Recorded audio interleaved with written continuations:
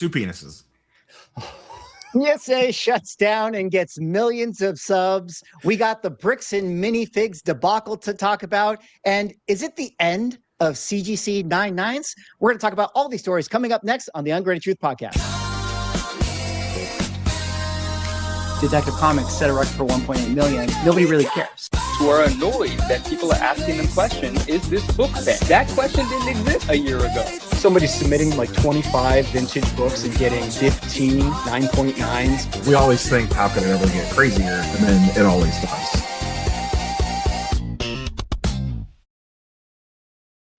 Ladies and gentlemen, welcome back to the #1 collectible show in the universe, The Ungraded Truth. I am Swaggle Haas, joined, of course, as always, by my co-host, Ryan, Automatic Comics, Neo, Cards and Comics, and Manu, the 99 Newsstand. Gentlemen, we got the band back together. I feel like it's been a little while since we've had all four of us on the screen at the same time. We had to take a week off because of summer schedules, and we have lives beyond that of collectibles. It's been crazy, but it's good to see all you guys.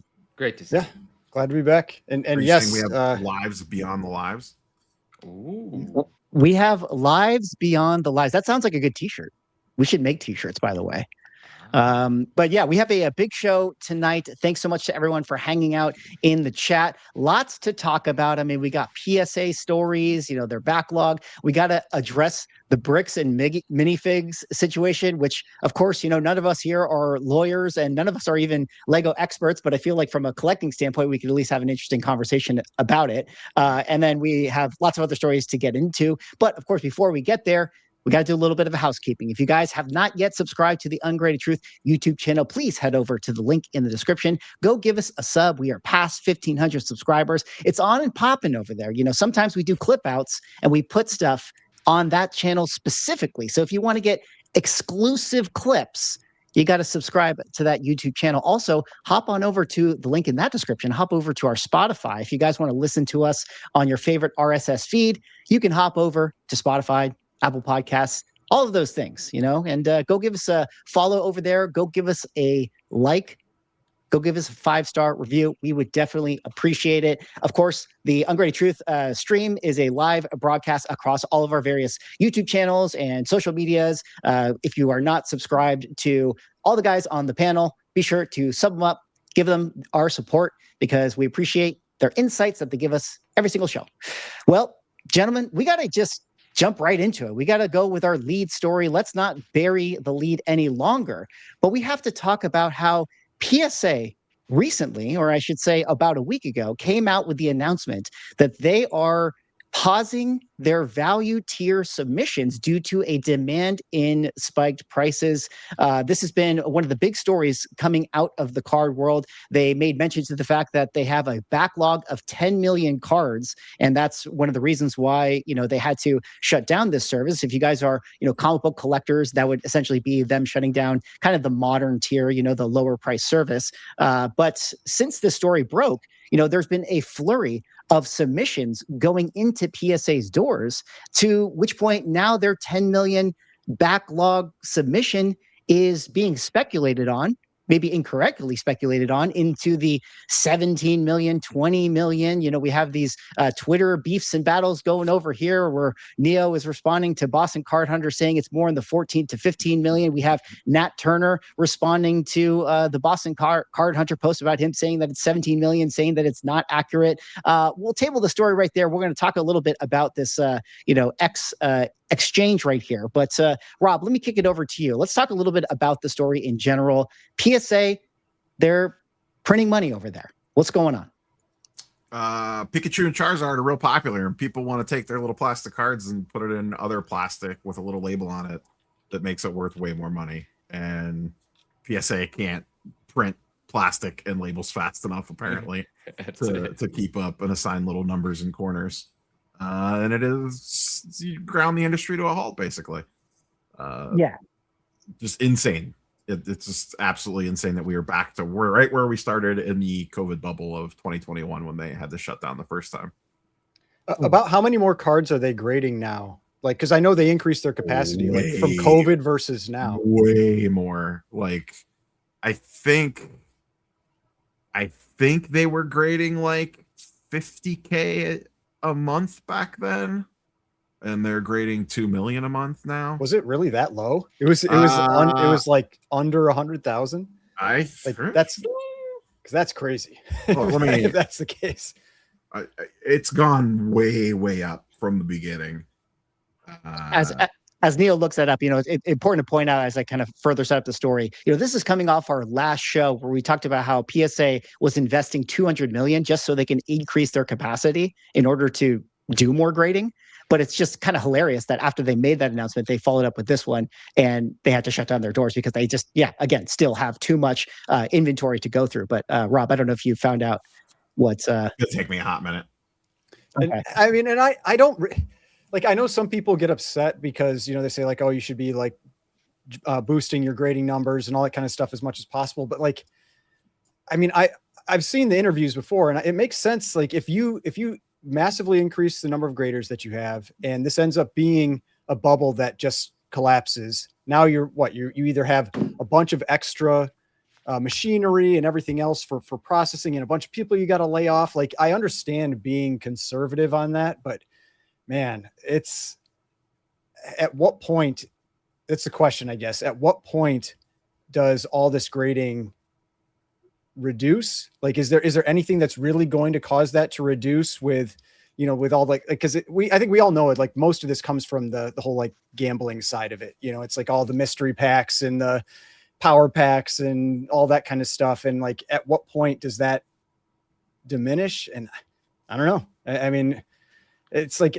I don't really see so much of the appeal of it, but clearly there's plenty of people out there that do. Yeah. So the quickest number that I could get to was in January 2022, which was 9 months after the last shutdown. They were grading 750,000 per month. Okay. But 9 months prior to that, I believe that number was substantially lower. Right. It is really interesting because Ryan, to tie in what you had just put out there, like what could actually slow this thing down. I mean, I don't think it's a coincidence that, say, Rob, since that 2022 thing, the big difference is like the economy that is the repacking world, the vending machines, all of these companies that have popped up and have a need to just have this bulk inventory come through their doors. And I feel like that's something that we have to kind of talk a little bit more about a little later on. But Manu, I want to rope you into just broad thoughts when you kind of heard, this shutdown, this backlog, the numbers increasing, what's your kind of feeling right now on PSA's trading card world?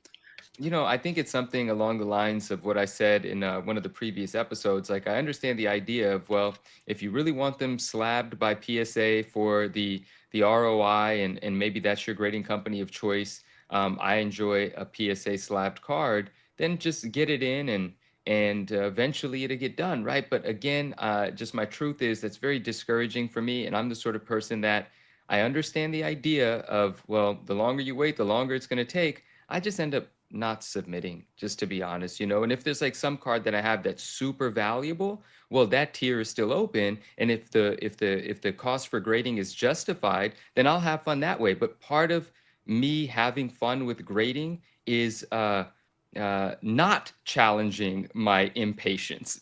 I just don't like waiting that long when there's nothing actionable for me to do in the meantime. Maybe that's not a very reasonable perspective, but collecting isn't always very reasonable. I want to submit something. I want to be nervous and have the jitters about what the grade's going to be, but I want to get to that grade reveal sooner than later because it's part of the fun for me. And set it and forget it is just not that fun for me.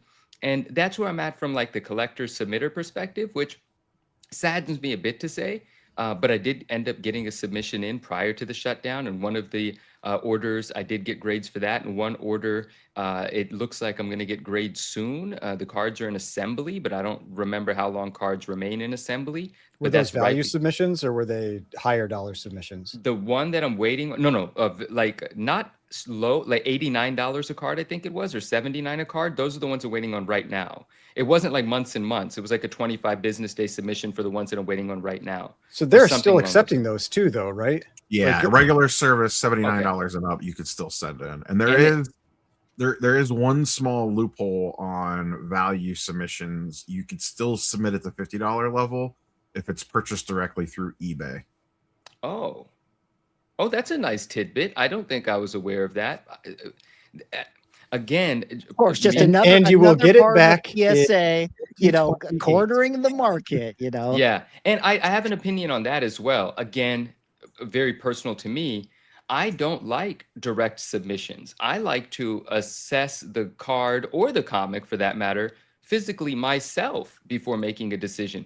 I don't have all that much confidence in not only just my abilities to assess the condition through a picture, but just the confidence in a picture to give me the details. Like, I don't want to make the decision of am I submitting this card based on an image, because I'm not willy-nilly submitting, right? I'm not just submitting whatever the grade is. Haha, it's a good time. No, I'm submitting with intention, and so I want to see it physically. So that wouldn't be something that I could effectively use, and that's all right. That's okay. But yeah, if I have a card of significant value, then I'm still able to have a good time. But the idea of like a bulk submission, wasn't it something like didn't the bulk go up from 20 to 50 right before the shutdown, and then there was a shutdown, right? Like that tier is gone now.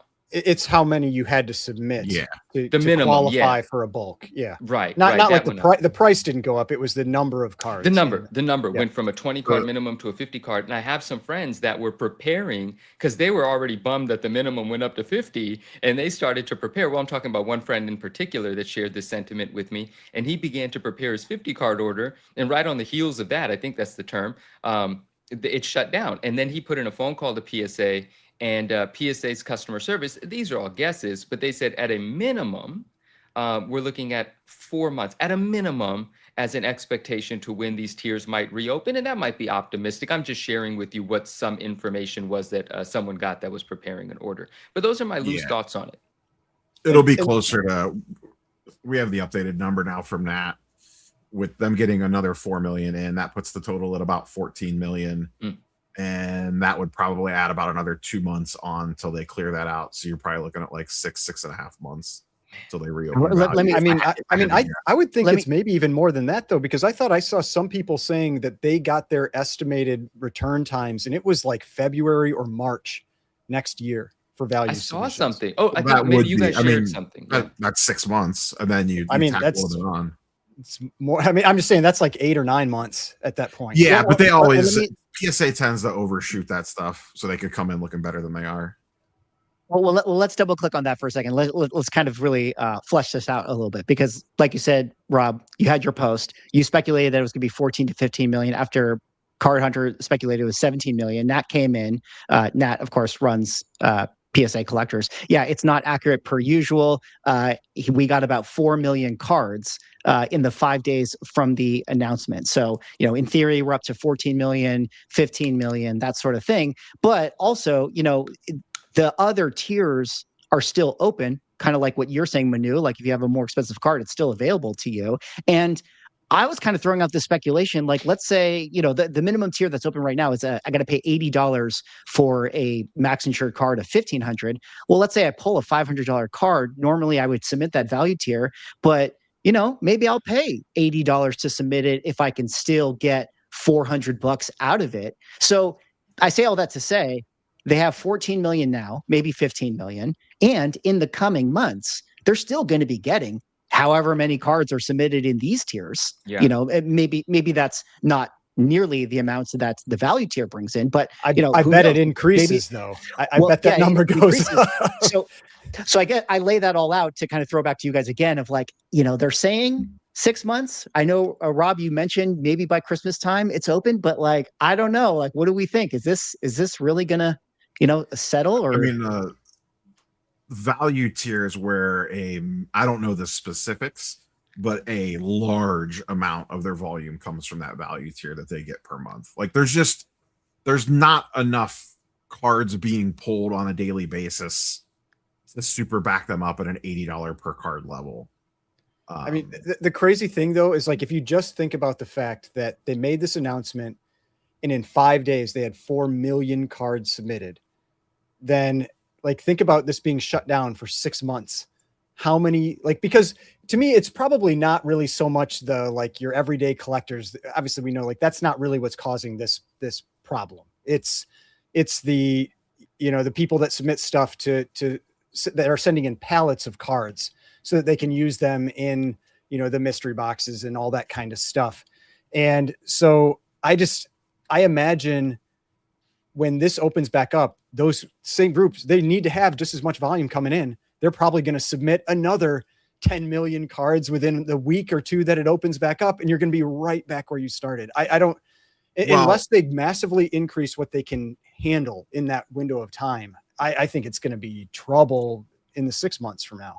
Yeah, I mean, I'm sure their capacity is going to grow way more. They announced that they're dumping $200 million in the expanding it. But the other thing too is that when they shut down last time, they just didn't fully reopen on day one. It was a tiered approach to slowly let stuff flow through the door. Like they started bringing back. They shut down more though last time, didn't they? Shut down those like the $79 and like it was only like the highest end tier that was. Yeah, they did shut down more, but like this time around, my guess is that they'll probably open up like the $50 level first, and then they'll open up like the $35, $40 level, whatever it is. And then they may even do, last time they did lotteries for like 2 months. You had to like, they capped the number of value submissions that they would accept. Like they actually ran like a lottery system drop where you submitted and they had X number of slots to submit at value tier with a minimum of like 20 or 25 cards or whatever. And if you got pulled, then you could submit. Like, so they had a full approach. And I mean, you could have said the same thing about last time when this happened during the pandemic, and they didn't immediately get swamped. So like they had a plan for it back then. I assume they would just re-execute that plan. Things are a little different today, but they're also able to grade way more cards today than they were in 2022. I just wanted to say, like, the funny thing to me about this, because like when Mickey, when you brought up the, you know, the different submissions they're still allowing, has been a post or a video recently from Alpha Investments where he was talking about, you know, this like, oh, this big backlog and the shutdown and everything. He's like, but we're still going to let you send in cards if you're willing to pay us enough money, you know? So it's like, it gives a weird vibe, you know, where it's like, yeah, we're shut down, but you can pay enough to jump that line, and then the shutdown piece will still continue longer. I mean, it's. Well, I want to touch on that a little bit. You know, Derek had a good comment in the chat where he kind of brought up the fact that, you know, if they knew they're going to do such a long shutdown, why did they give people such little warning? And then Rob, you know, like the tinfoil hats, at least the sentiment that I feel is that like, oh, look at PSA purposely shutting down so that they could get an influx of submissions, you know, 4D chess level play right here. Can you talk a little bit about like, what is the idea here of that tinfoil hat, and kind of what Ryan was saying, like, you know, is this just their way of, like, I know you talked about this in your video, like, oh, they'll just eliminate value tier and this is the new norm now, you know, $80 per card. A couple of things. I think they underestimated the amount of cards they were going to get. I think if they could do it over again, they would probably have a shorter window to just give like maybe a 48-hour notice. Part of the reason they gave a window is because in February they did a price increase and they gave nobody advanced notice. They didn't tell anybody. It just rolled out in the middle of the night, and then all of a sudden it was there at 9 a.m. on like a Tuesday morning. That's when I had Ryan on the channel to talk about it. That was the first time 99.9% of people heard about it. And that caught a lot of people off guard, including group submitters, where group submitters had, say, thousands of cards on their desk that they were in the middle of doing submissions for people. And then all of a sudden the price instantly changed on them, and they got kind of caught in the middle. And I don't think they were real happy with that. So this time around, they told the group submitters ahead of time, like a couple days ahead, like, hey, FYI, we're going to be doing this. And that's why it leaked, is because people started talking. The more people that know, the more likely it is to leak. So it started leaking. It started building up that gap again. But I think they felt like they needed to give the group submitters at least a little bit of a heads up, so they weren't completely caught off guard and stuck holding a bunch of people's cards in their hand that they couldn't submit because value just magically shut down overnight. So I think what they should have done is give like a 48-hour window instead of like a 5-day window, just to give people enough time to get the cards off their desk that they have, and not have people spending a weekend running around trying to get their hands on every single card that they could get to blindly send in. One of the things I speculated in my video is I guarantee you the grades on these orders are not going to be great, because I guarantee you people were sending stuff that they probably were like, well, this is probably a 9, but I'm just sending it anyway, just to get stuff in the door. I bet those grades are just going to be absolutely brutal. And the whole thing on the value tier never coming back is just like a complete nonsense take, because if they expand out the capability, let's say they could grade 3 million cards per month, they could grade 2 million cards per month now. Like you want 3 million cards through the door to grade, and you're not going to get 3 million cards at $80 a piece. Like, it's just, they need to feed the beast is what I said in the video. So you have to have cards coming through the door. Like, it sounds good for the tinfoil, but it's just not, it doesn't make business sense at all. Like, they want a bunch of cards coming through their door. They have to feed their GameStop power packs. They have to feed the PSA offers program. They want to feed eBay. They want to feed the PSA vault. They want to feed their group submitters. Like, they want as many cards as possible in a PSA label. That's how they got to where they are. Can I? I'm going to hop back in. I agree with Neo. I think the idea that this is 4D chess, as you put it, to eliminate the lower tiers, I just don't think that's the case. And I think Neo makes the points. Those are the points, right? They definitely want to have millions of cards coming in, and at $80 a card, they might not have that level of submission.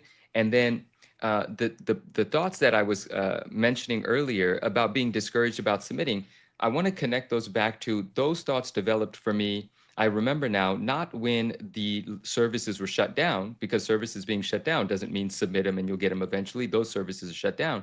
That was when the turnaround times had previously increased by a lot, right? So that's when the discouraging sort of sentiment hit for me. But along the lines of what Ryan just said a few minutes ago about, we're shut down, but if you pay enough, we'll still grade some cards. Now, I understand why Ryan said what he said, but I'm fine with this. Meaning, now, again, personal perspective as a collector, submitter, grader, seller, I'm looking at what's available right now, and I'm looking at a 40 to 50 day business day turnaround at $80 a card.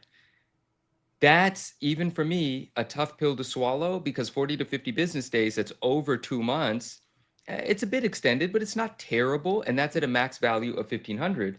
And then at the $149 level, which is where I submitted some cards, I see a max insured value of $2,500 and a 20 to 30 day business, 20 to 30 business day turnaround time.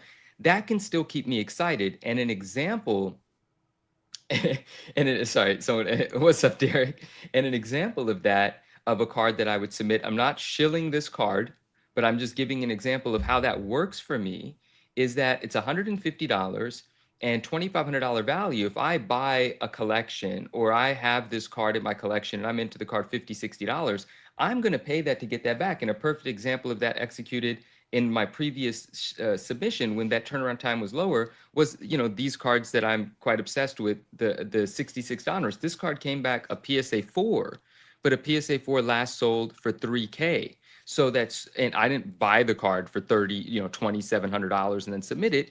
You buy these cards raw, or you buy complete sets for, $1,500 winning where you can. You pull that card out, you raw, and you submit it. That makes sense. Like, I am still enthusiastic about that, excited about that, happy that that tier exists at that price, even with that turnaround time of roughly a month in business days. It's still enough to keep me excited, looking for those sorts of cards with those sorts of margins, and continue, playing the grading game and participating in. So although I understand what Ryan says, I am an example of someone that is happy that exists and still will be participating, and just waiting for lower submission tiers to open, and then I'll play that game as well. So I like that they still exist, but I understand the sentiment, and I do agree that they are definitely not going to eliminate the lower tiers when they do start to open them back up.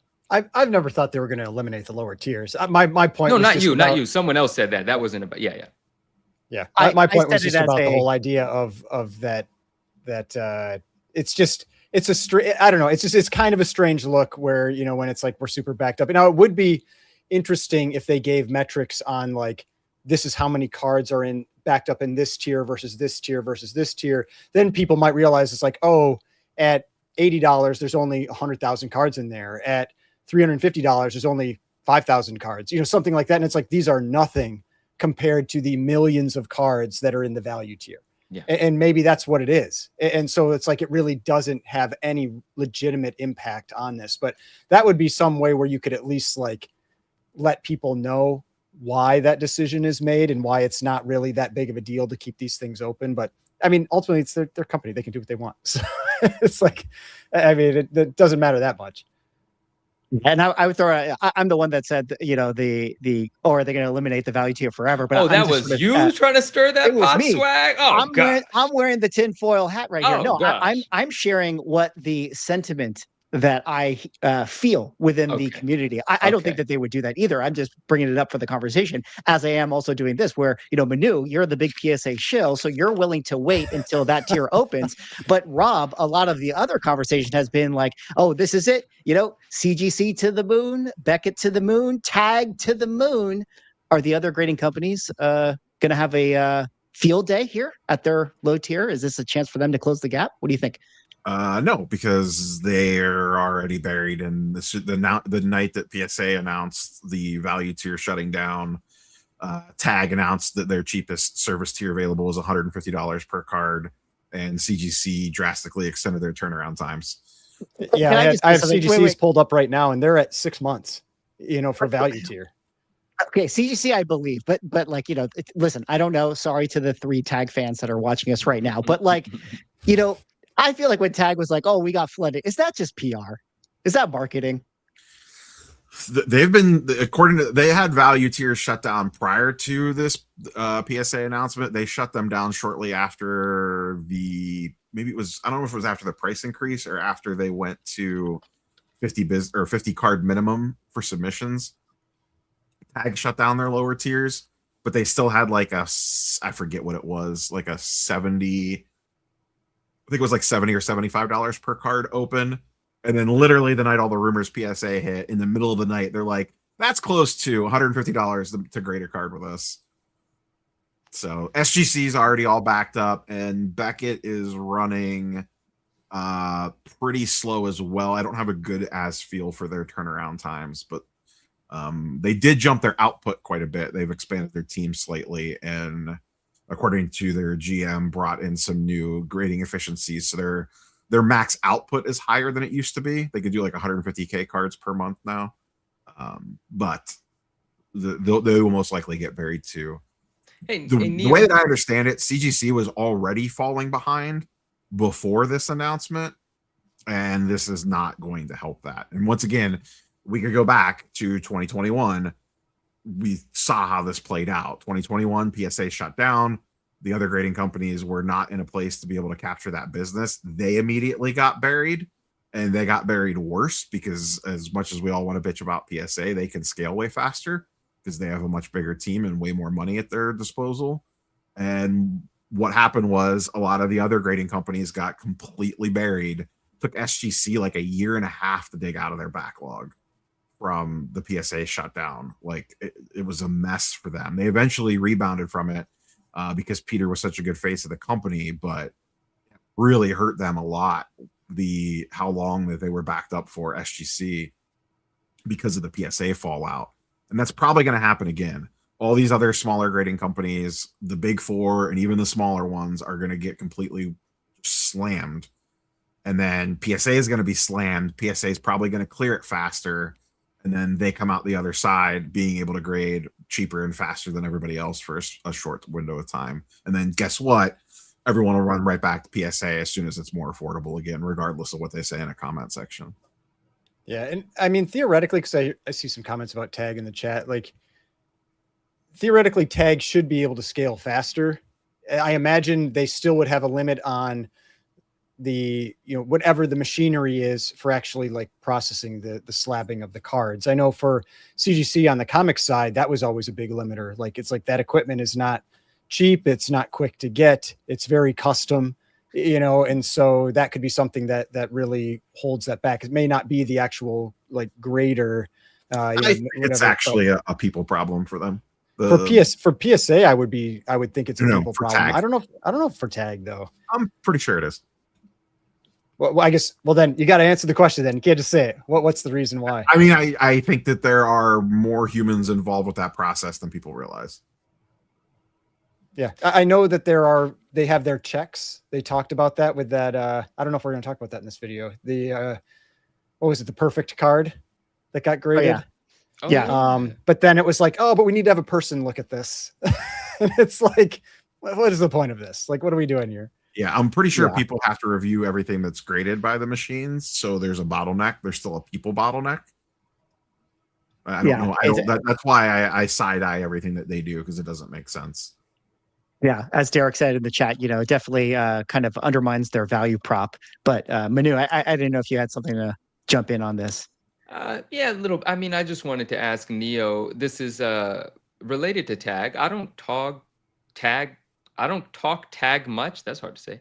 I never really have, but every now and then, someone does DM me and say, "Hey, what do you think about tag? What do you think about tag?" And I have very surface level thoughts on it because I've never engaged with the tag slab or anything. Look, I like the look of it. When you see that tag slab with the sort of simple label that looks like etched, sort of like a white etched sort of engraving for the information and the details, and then it's pretty clear. But I want to speak to Neo and Ryan, or even you, Swag. Have you guys handled a tag slab? Does it feel good? Do you like having it? And then second to that, oh, Neo's about to grab one. I love this. I remember some things about. I remember some conversations about the security of a tag slab. Again, no personal experience, didn't investigate. Want to know more about that.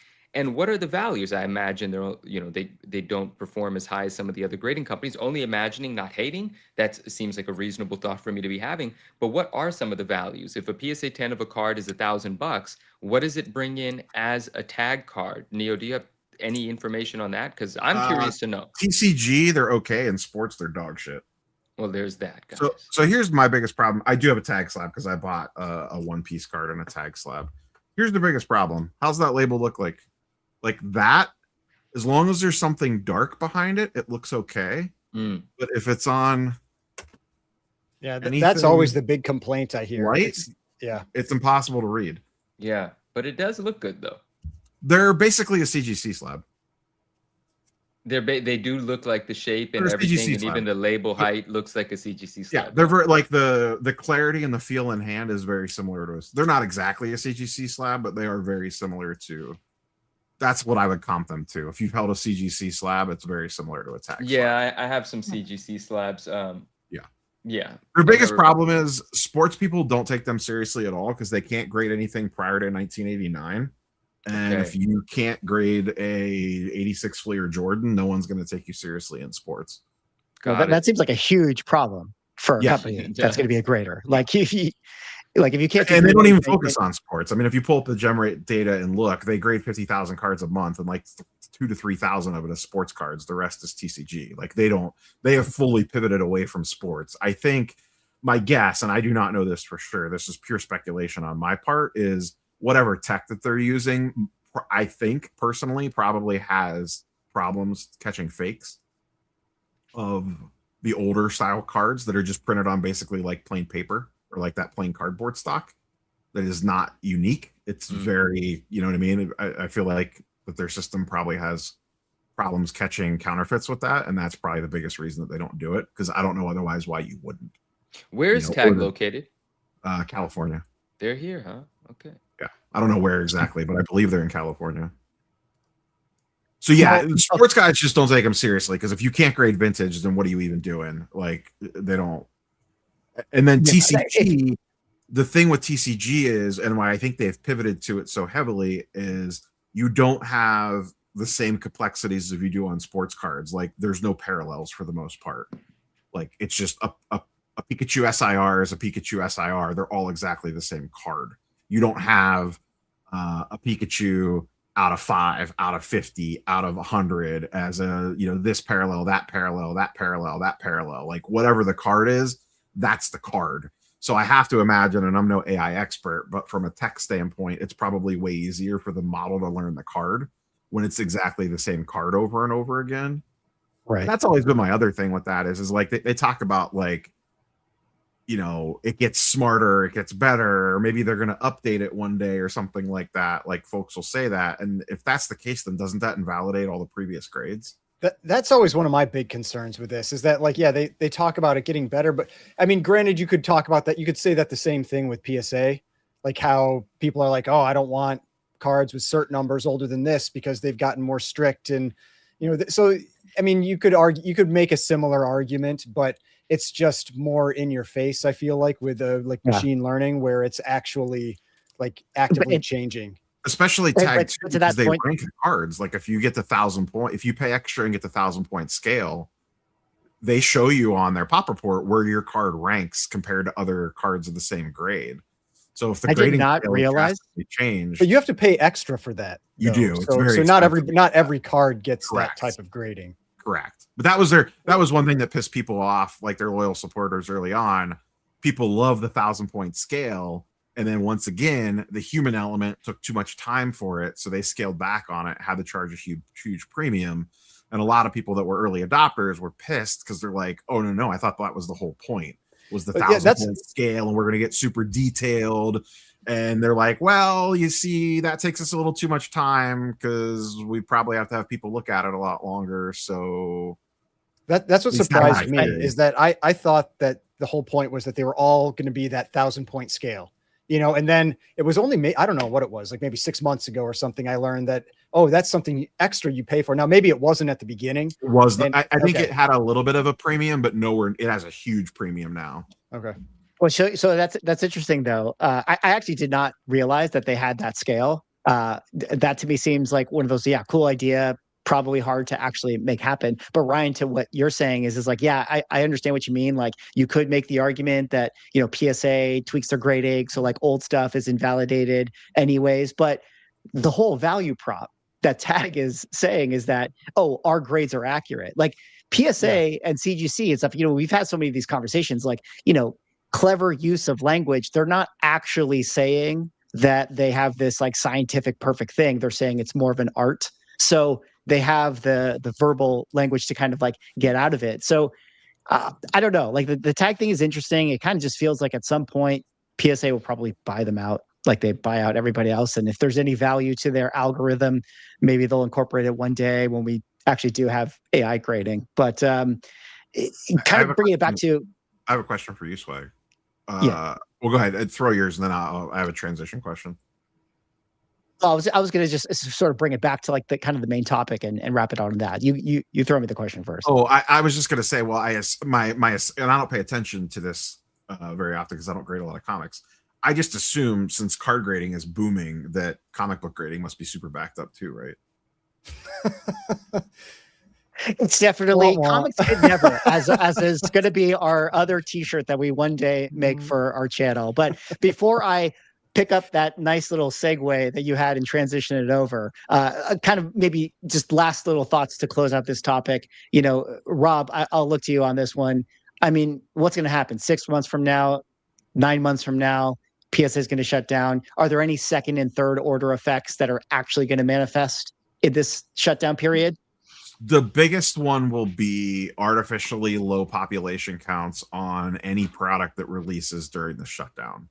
That to me is the biggest thing to keep an eye out for. So like and this goes across the board, sports, TCG, Marvel, Pokemon, One, whatever, doesn't matter what it is. Any product that releases basically from today until they end up reopening. So let's just call it 6 months. So over the next 6 months, any new product that releases, the population counts on most of those cards are going to be artificially low. And then once again, once they reopen, fast forward another 3 months. So let's say spring of 2027. Basically, any card that releases between now and then, if someone puts low pop in a eBay listing, it's. I mean, think about that. That could be a business opportunity. Now you've got like Pokemon cards, like some of the ones like maybe just like an SIR or whatever that's not normally a high, like the real big chase, but you're like, oh, there's only 10 10s on the pop report, it's super rare card. And so I could see people trying to play that game over the next 6 months, 8 months. Oh, people absolutely will. They will, we kind of talked about it earlier. Like people are going to send in cards at that $80 level that under normal circumstances would not make sense to send at that level, but they'll get one of the few in a PSA 10 potentially, and it'll sell for a large sum of money. If you get a 9, you're going to get killed. That's It's a really dangerous smart game to play, but you could play it. That was some really sharp and smart insight there, Neil. I think that's valuable information. The artificially low in the short term pop counts for popular cards. That's a good point to be considering. Especially People older will, value. people will still overpay for them. It doesn't 100%. matter. 100%. It's still gonna happen. Like you could scream it from the rooftop, and it's like Yeah, it's not 100%. gonna But matter. people will absolutely send in $10 and $20 cards at the $80 level to try to get a PSA 10 in sports and Pokemon. And it will, if it gets a 10, you probably will do pretty okay on it. But if it gets a 9, you're gonna get killed. Yeah. Absolutely. Well, great insights like that is why people like David Schneider become new YouTube channel members. I believe that is over on either Neo's or Rob's channel. So shout out to you guys for doing that. And then also shout out to Mr. Mom 4611 for the 199 that says suggesting a short question segment at the end. News Yeah, Minute. Or that could also be sponsored by Blue Chew. that would be the 1 minute questions. The 1 minute questions. Yeah. Well, let me Oh, not God. waste a great segue opportunity that Neo set me up with. You know, PSA it has their doors shut down for trading cards for many, many months, but comics could never.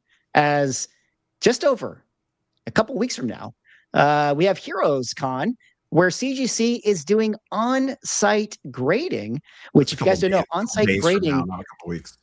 Well, you know, sometimes we, mess up things and I have brain farts. I apologize. A couple days from now, we have Heroes Con where CGC is going to be doing on-site grading, which, if you guys don't know, is them literally grading your comic book, Johnny on the spot, and having it ready in the slab later that day. It comes with a premium price where, to put it into perspective, if you have a modern book, you got your Absolute Batman, it's going to cost you $55, where if you sent it in regular, it would cost you $27. Currently, turnaround times are 45. I thought that this was interesting, because the on-site grading is instantaneous, but at the same time, it comes with a higher premium, like this high value is 130.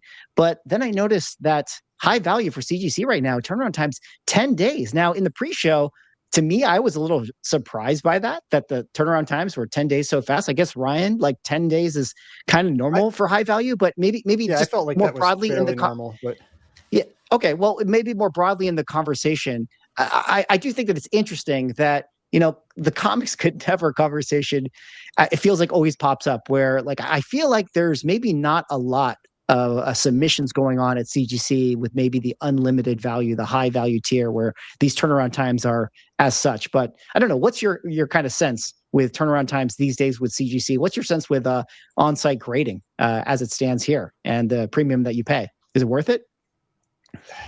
I mean, you're saving shipping costs, right? So and that's expensive now. Like, people have been complaining a lot about that because they just, like, we know, like shipping in general has gotten more expensive. And so there is some value there. You're definitely paying a premium. I would say that the biggest challenge is you've got to have the books ready, like pressed and everything in hand at that point, versus like, sending them through a presser, or if you're going to use CCS or whatever else. So to me, that's always the biggest challenge for something like on-site grading, is that I don't press my own books. I don't like keep a stack of books, with me that are ready to press. So the only, or that are ready and already pressed. So the only way that would ever really work for me is if I had books that I wasn't planning on having pressed and cleaned first, that I felt like it wouldn't help them to bring in. So that's always the kind of the downside for me for something like that. But it seems like they usually get pretty slammed. Like and for the on-site grading, like there have been a number of times I've heard where they don't actually finish everything, and it ends up having to go with them back to CGC to finish the grading. So it doesn't, if you want to do it, you want to drop them off early, basically, is how I would put it. Have these always been the relationships between the fees and the values that are maxed in that tier? Because when I just look at this on the surface, here it's 130 because it's on site, but to ship it in, it was 105, and the max value being 1,000. That just doesn't feel great to me. Like, I want $105 for a max value of 1,000. Just doesn't seem like a fair correlation. Did I miss this all the time? Am I just now feeling weird about that? It seems too expensive to grade. No, I mean, that's what it is. I mean, it's basically 10%. That's why the funny thing is, like, the tier that people complain about the most, Unlimited, in terms of percentage, is actually the best value for getting your books 4%. graded, because it's 3.2 or whatever when you have a like an actual like account with them. Yeah. So the reality is that it is expensive, and that's why, like, to me, like, you really do have to think about if it's worth it to send in those lower dollar books, because you're eating a big percentage of value for, in the grading cost, the grading, pressing, cleaning, shipping, and everything alone. Like, once that's all said and done, you're probably putting 15 to 20% into the value of the book. Now, you also have to remember that unless you're submitting something that is super, super well known, like, they are not spot checking, or they're not like in detail checking every single book and looking them up on GPA. It's not like PSA. Like, PSA seems to like check everything, and they will upcharge you all the time. Now, maybe CGC will end up doing that eventually, but they, unless you're sending in like Hulk 181 or Giant Size X-Men 1 or ASM 129, like these well-known keys that, they spot and they're like, oh, that's a high value book. That's a high value book. Like, you're probably not going to get really capped by that $1,000 mark, or the $400 mark for that matter. I wouldn't be surprised if you could easily submit $800 or $1,000 books in the vintage tier. People And do it as all long the as, time. as long as it's not like a major key, it'll get through. Yeah, but that's just so interesting. Yeah. Okay. Well, I'm glad that we had that conversation. As long as they don't catch it, you could send a couple of things and get some value out of that grading cost. But yeah, if you're trying to stick to the rules, man, you better be buying really smart before you put pressing, grading, shipping all into a book that maxes out at $1,000. I mean, my other argument there though is if you're no, I don't know, it's gone. The argument is gone. Let me throw some things you can remember. I mean, it is interesting that you brought that up, into, because like, I feel like in the conversations that, we've had where, let's say, CGC did raise their prices, and then, we all made videos about it, or some of us did, and we talked about it. That was one of the talking points that I kind of remember throwing out, where it was like, all of a sudden you're at 10% to submit $1,000 book. Like, that doesn't seem like worth it in a lot of situations, especially when you're at these awkward breakpoints. And that's one of the things that I've kind of always felt like, to me, the $400 price point for vintage seems like, if you just kind of at a glance think about like all the Silver Age type books that are of that price point, like it's like, I feel like that value tier should be a little bit higher, or something like that, because it should go up to maybe like a $700 book, because there's so many books actually that sit between $400 and $1,000. And those are the ones that are kind of like these low mid-grade, Silver Age type books. And I just felt like the breakpoints are so clunky now, whereas before maybe they made more sense when the values, during 2021 were better. And now you're kind of in this awkward space, and kind of like what Ryan was saying, like, you kind of have to play this like weird game that everyone kind of, turns the other cheek, where it's like, I have $1,000 book, but I'm going to submit it to the vintage tier for $400 value. And I don't know, like, it probably will be fine. Hopefully it doesn't need to get an insurance claim on it. It'll come back fine. And so now everyone's kind of doing that. And it's just like I don't know, it's awkward. It's just something that I feel like, maybe it has to do with the way that their insurance works, where, whatever deal they have, $400 has to be that price point. But I've always felt like that value should be increased. Well, and it was what I was thinking of was what the Money Mastery Hub said on there, where said basically, I would tend to submit on the lower value tier. It's related to that lower value tier, partly because if you miss something, you're not getting your money back. It's like you send it in, it ends up there's restoration on it, or you missed a coupon cutout or whatever. It's like, well, you're still paying the high value tier for it, even though the book you just got back is worth like $200. And so like that kind of stuff can really sting you as well. Now the interesting thing here, and allow me a little bit of setup here, because I want to tinfoil hat this with you guys for a bit. Now it's always been, talks within the trade for many years about like, well, if you submit to the high value, and I have a book that, is maybe not worth $1,000, but I'm kind of insisting to the grader that, hey, this is a better book. Meaning, like, sometimes there's those Silver Age, Bronze Age books where in 9.6 it's $400, but in 9.8 it's $2,000. So if I submit it to the high value, I'm kind of like implying to this grader that, hey, I know that it's a 9.8. So, hit me with that 9.8. And that's kind of an interesting thing. And before I let you guys jump back in, with the on-site grading thing, I've heard, and this is anecdotal, I've heard that in the chaos of the con, when they're just trying to get books done, they're maybe a little more lenient, or they're not as like, examining every corner and making sure it's perfectly square and all that sort of stuff. So that's always been the people have always thrown out that like, oh, on-site grading is worth it because you're going to get a gift grade if you're in that environment. Anyways, what do you guys think about any of those little tinfoil hat things? Does that also mean that handling might be sloppier as well? Potentially, but once you get the number, you get the number, right? Who cares if they drop it? Who cares, right? Yeah. You buy the slab. Buy the grade. Buy the grade. So before the guys hop in on this, I want to say, so do we know, or are we assuming that graders know the tier that the book was submitted in? Well, they know the tier because they work in that tier. Okay, so that was the other one. So the tiers have separate graders.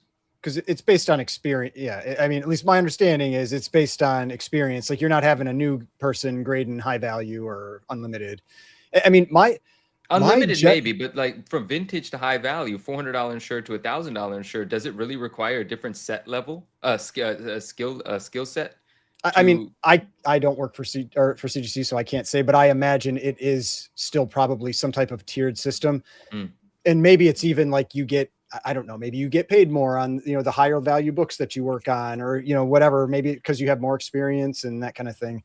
But, I mean, my experience has been, I don't like submitting unlimited value because I always feel like they get graded harder. Like, yeah, you feel like you're getting like I always feel like I'm getting hammered on unlimited, and so it's like, I try to avoid unlimited tier if I can.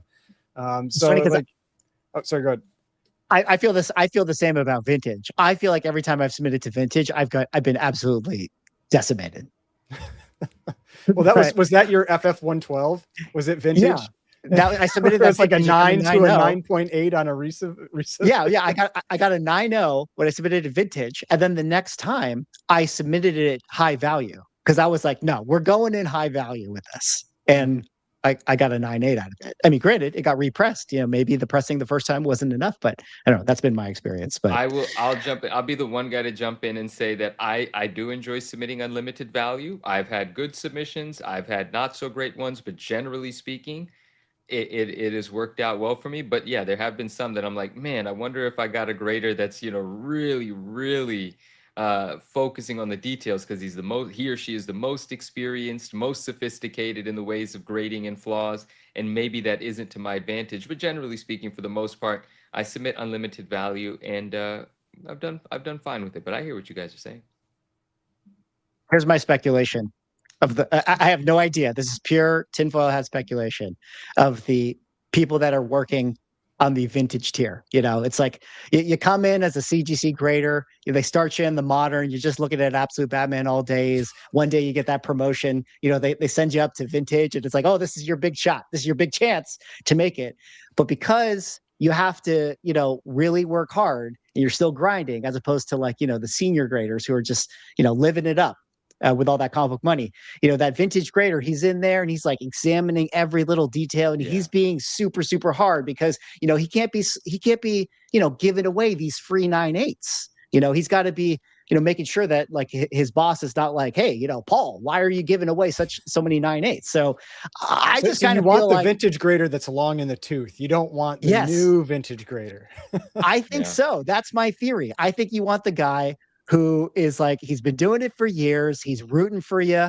He's got no problem giving you a 9.8. He's like, fuck it. Just take a 9.8. Who cares? Happy Hour Comics says, I understand. Happy Hour Comics says, I submitted a UF4 and UF4, which is interesting because yes, I submitted but I want to say A. I submitted a UF4 unlimited value with the major golden age key. Hopefully get that 9.9. I just want to say Happy Hour Comics, I hope you do get the UF4 9.9. And it would be the second one, to my understanding. And if you do get it, tag me, share it with us. We want to know. But if it looks like a 9.9, I hope you get that 9.9. That's a major book. Absolutely. We will definitely talk more 9.9s later on. One quick note about Heroes Con. PSA was not allowed to set up at Heroes Con. Ooh.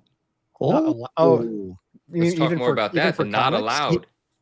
Well, CGC exclusive event. Ah, that's okay. Yes. Okay.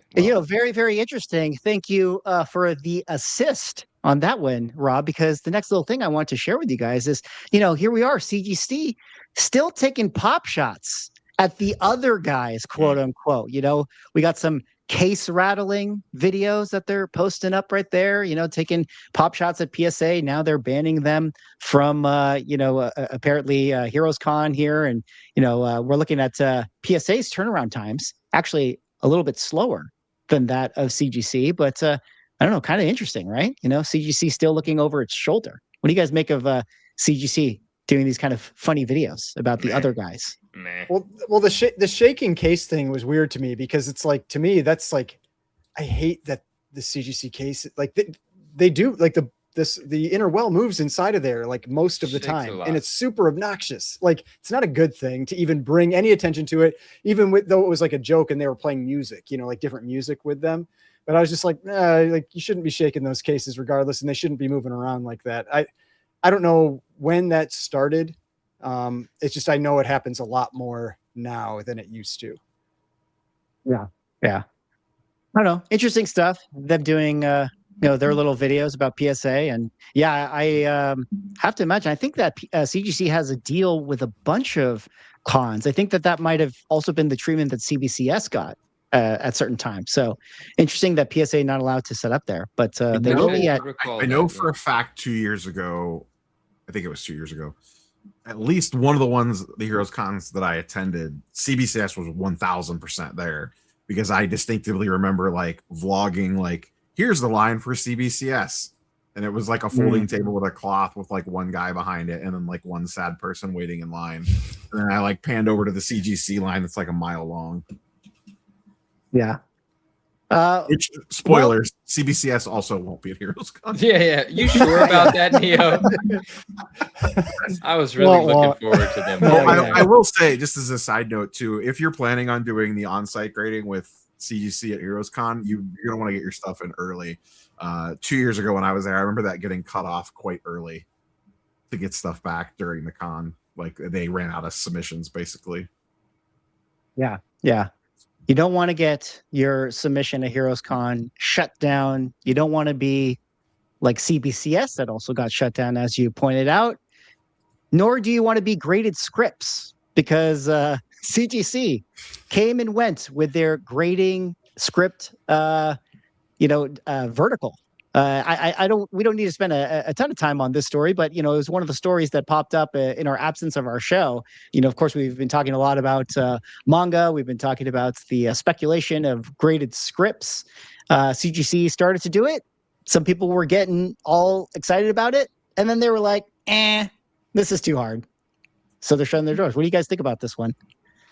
Yeah, I mean, it makes sense. I mean, the reality is if they were having trouble with it, they probably shouldn't have been grading them in the first place. Like, to me, if you need outside references, and that's kind of what it comes across as, is people are like the people that have talked about it, they're like, oh, we had all this work, we made sure that we have all these other things, like, just like with any like COA or whatever, like, you're not sending that to CGC and they're taking that in, like, or they shouldn't be. It should be able to be validated on its own. And if you have to count on someone else's work to make sure that the thing is valid, or legitimate, you shouldn't be grading it. Like, because then it's your name on it, and then it's your fault if it's fake. The problem is that they have that announcement, that thing that they added in where they're like, oh, but we're still say that, or they didn't say they were authentic. They said our authenticity guarantee still applies to the already graded scripts. That is a very specific wording. That is not saying they are authentic. They are saying they are covered by the authenticity guarantee. But if somebody cracks it out, like, who's authenticating it? Like, the only person that could actually do that and crack it out and say it's still good is CGC, but CGC said they can't validate them. It's real weird speak to me on this whole like script grading thing, because like, I mean, I've said I wouldn't touch them. Like, if I was somebody out there, like, I would not touch them, because now there's just big question marks with them. And I don't care what history or background someone has with it. Because I mean, like when you had those fake Pokemon cards that got graded, those supposedly had, you know, somebody behind the scenes saying that these things were great, and they ended up all being fake. So it's like, I don't trust anything that they can't authenticate themselves. And if they're basically saying they couldn't authenticate these themselves, you should not be trusting whatever's in that slab. Did you guys have other thoughts on this? I mean, I certainly have a few, but I'll want to let you I guys didn't jump even in. know that this was a thing. I just thought this was funny. I just got kind of a chuckle out of it because I like scripts. I thought it was cool to have them authenticated, graded, whatever. There's just other elements surrounding this that just made me laugh. And then, you know, some of the posts that were made to continue to instill the confidence in the already graded ones and kind of like the economy of manga that currently exists was just amusing on a I don't want to, you know, it's just amusing to me. That's all it was. It's funny. And Beckett is, of course, this doesn't have to do with the scripts, but the scripts really wouldn't have become an enthusiastic prospect for grading if the manga hadn't blown up. And Beckett is still going strong, from my understanding, grading manga, and Beckett's owned by PSA. So that is just also fun to me. Like, it feels like a little competition in manga, and it feels like CGC had to be like, all right, well, I guess we can't have fun here. And you guys have already picked Beckett as your leader, and there's that. I don't know if anybody's talked about this, but if you look at CGC's like we're hiring section, they are looking for manga graders. Okay. So They are. Oh, go ahead. I was gonna say, so I mean that kind of tells you like they see the value in it, and they're gonna potentially start going that way. Well, let me ask you this. This is interesting then, because Beckett obviously is doing really well, and the Beckett manga slab looks really good. The label looks good, and collectors are enjoying it, and big money's being spent on it. CGC, with their history, with their sort of existing market of fans and a consumer base, if they do get into grading manga and these thicker, larger CGC slabs holding manga with the pre-existing CGC label come out, do you think they have a really strong shot at overtaking Beckett? Do people switch, or does this stay Beckett's thing and CGC gets a piece? Like, just playing this out, what do you think would happen if CGC entered that market? I think they have a much better chance than like CGC overtaking PSA in cards or PSA overtaking CGC in comics, because it's still small. Like, it's still not a big number. So if you have, like, if they dedicate a bunch of money to it, I feel like they could catch and pass. Whereas these other ones with the cards and comics, like each of those groups, like PSA and CGC respectively, are so much above the next closest that you're never going to catch them. But this one, it's so new. I feel like if people did decide that they liked the CGC case, and maybe they won't, maybe they decide they like Beckett, but if they do, and CGC can ramp up the volume that they can handle, I could see that becoming the default option. Okay. I like what Derek says. I generally agree with that, but I will also say, I mean, they're starting this race already way behind. I mean, just the fact that there's been the Logan Paul sale and how many people now associate like the manga with the Beckett slab, I think that's a big deal. Like, I mean, say what you will about Logan Paul, but just like the brand awareness for Beckett with it. And it's still, and it's like maybe the similar comparison once again is with the video game world, where like I still feel like WATA/PSA and VGA are still considered more the premier video game grader than CGC, who is like, dabbling into graded video games. And I think that has to do with the fact that they're just like, we're first to market, even though it was like only a couple years prior, but the hype helped them a lot. But yeah, it would be interesting. I mean, CGC will definitely do it. I'm sure they could be profitable. They don't have to be the number one, manga grader. But I will say that there is a manga influencer who, God, I feel bad because we've talked on Instagram and stuff, but he's been with the guy who does the books, the older guy who's got like the big library. He's got a bunch of photos with him doing the manga. He does have in his bio that he is like the CGC manga person. I know who you're talking about. He moved to Japan to be the CGC manga person. Yeah, so I don't know if that's related to the position that they're trying to fill, but CGC does have, in theory, employees or people associated with their company that they're trying to build out that team. So we'll have to see. I mean, I have to imagine that within a year or so, they would want to get that program rolling. He So took that I position a imagine while the ago too. he did. I was gonna say, I imagine the thing that's probably holding it up the most is the cases, because I originally thought that they would be able to leverage the pulp cases, but I don't know where Mickey just went. But I originally thought they'd be able to leverage the pulp cases, but because I don't read manga, I only watch anime. I don't read manga. But then like seeing the side, like those phone books that they've got in those cases, I was like, oh yeah. No, the pulp cases are not big enough. They need to have something completely different to handle those like behemoths. So yeah, I imagine that's probably one of the biggest challenges right now is building out whatever, if assuming they're going to, but building out the equipment and everything to be able to actually slab the manga itself. Yeah. Yes. Well, we're going to talk a little bit more about manga later on, but to kind of put a bow on this little story right here, I think, as you were saying, Ryan, why they're doing their little corporate language and stuff. It's like, we know why. They just realized there's no way we can actually stand by our authentication, but we got to save face. We got to say that the ones that we graded are still, valuable. And, we kind of made some jokes about, maybe there was certain phone calls that were being made, to ensure that they came out with that messaging. But, it's a little bit of corporate speak. Once you're a corporation, you got to, protect the corporation and the business at all costs, which leads us to our next major story we got to talk about. But guys, I don't know if you've been on the internet in the last week or so, but this is maybe the greatest collectible story that exists ever.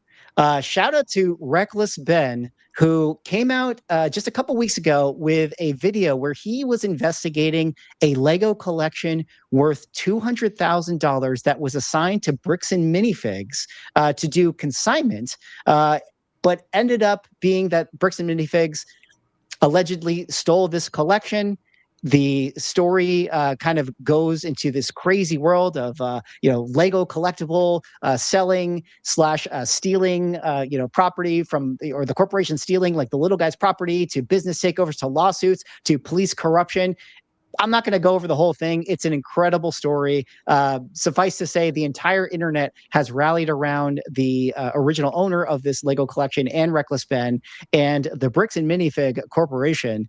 Well, you know that when on your posts, you have comments turned off on every single post that you have on your Instagram, all the way back to who knows, since the beginning of time, every single comment has been turned off on their Instagram page. You know that you're probably in the wrong. Again, I'm not going to tell the whole story, but let's throw it out to you guys. I mean, let's just start with our initial reactions to this story because it's so good. And then maybe a little later on, we can talk a little bit about the interesting aspects of the collecting side of it. But what did you guys think about, this series when it came out? I've loved it. I am so drawn in by this. It is like, as somebody commented on one of my videos that like it's Tiger King, like that's what it feels like. It is Tiger King for this summer. It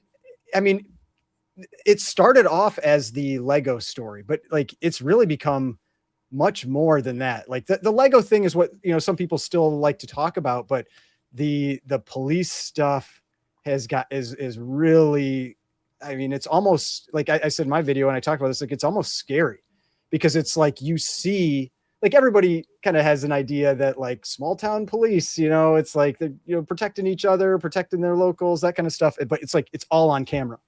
It's like right in your face. And I realize that we're getting a curated view, but like that most recent video you can see there, we got the uncurated view, which is basically it's wild. That police station, what is it? American Fork Police Department. That doesn't even sound real. That doesn't even sound like a real town. They put out they have basically like a place where you would, like one of the legal channels I watch, it's like basically like a place where you would put like materials for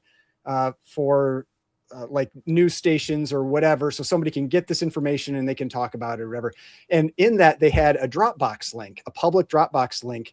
And that link was to the unredacted body cam footage. And they had only been giving out this redacted body cam footage, and they said, oh yeah, all the stuff that was taken out of there was just to protect the victim. And the victim in this case is not the victim that we, as the viewers of all this, think of the victim. It's not the actual person who had their Lego stolen.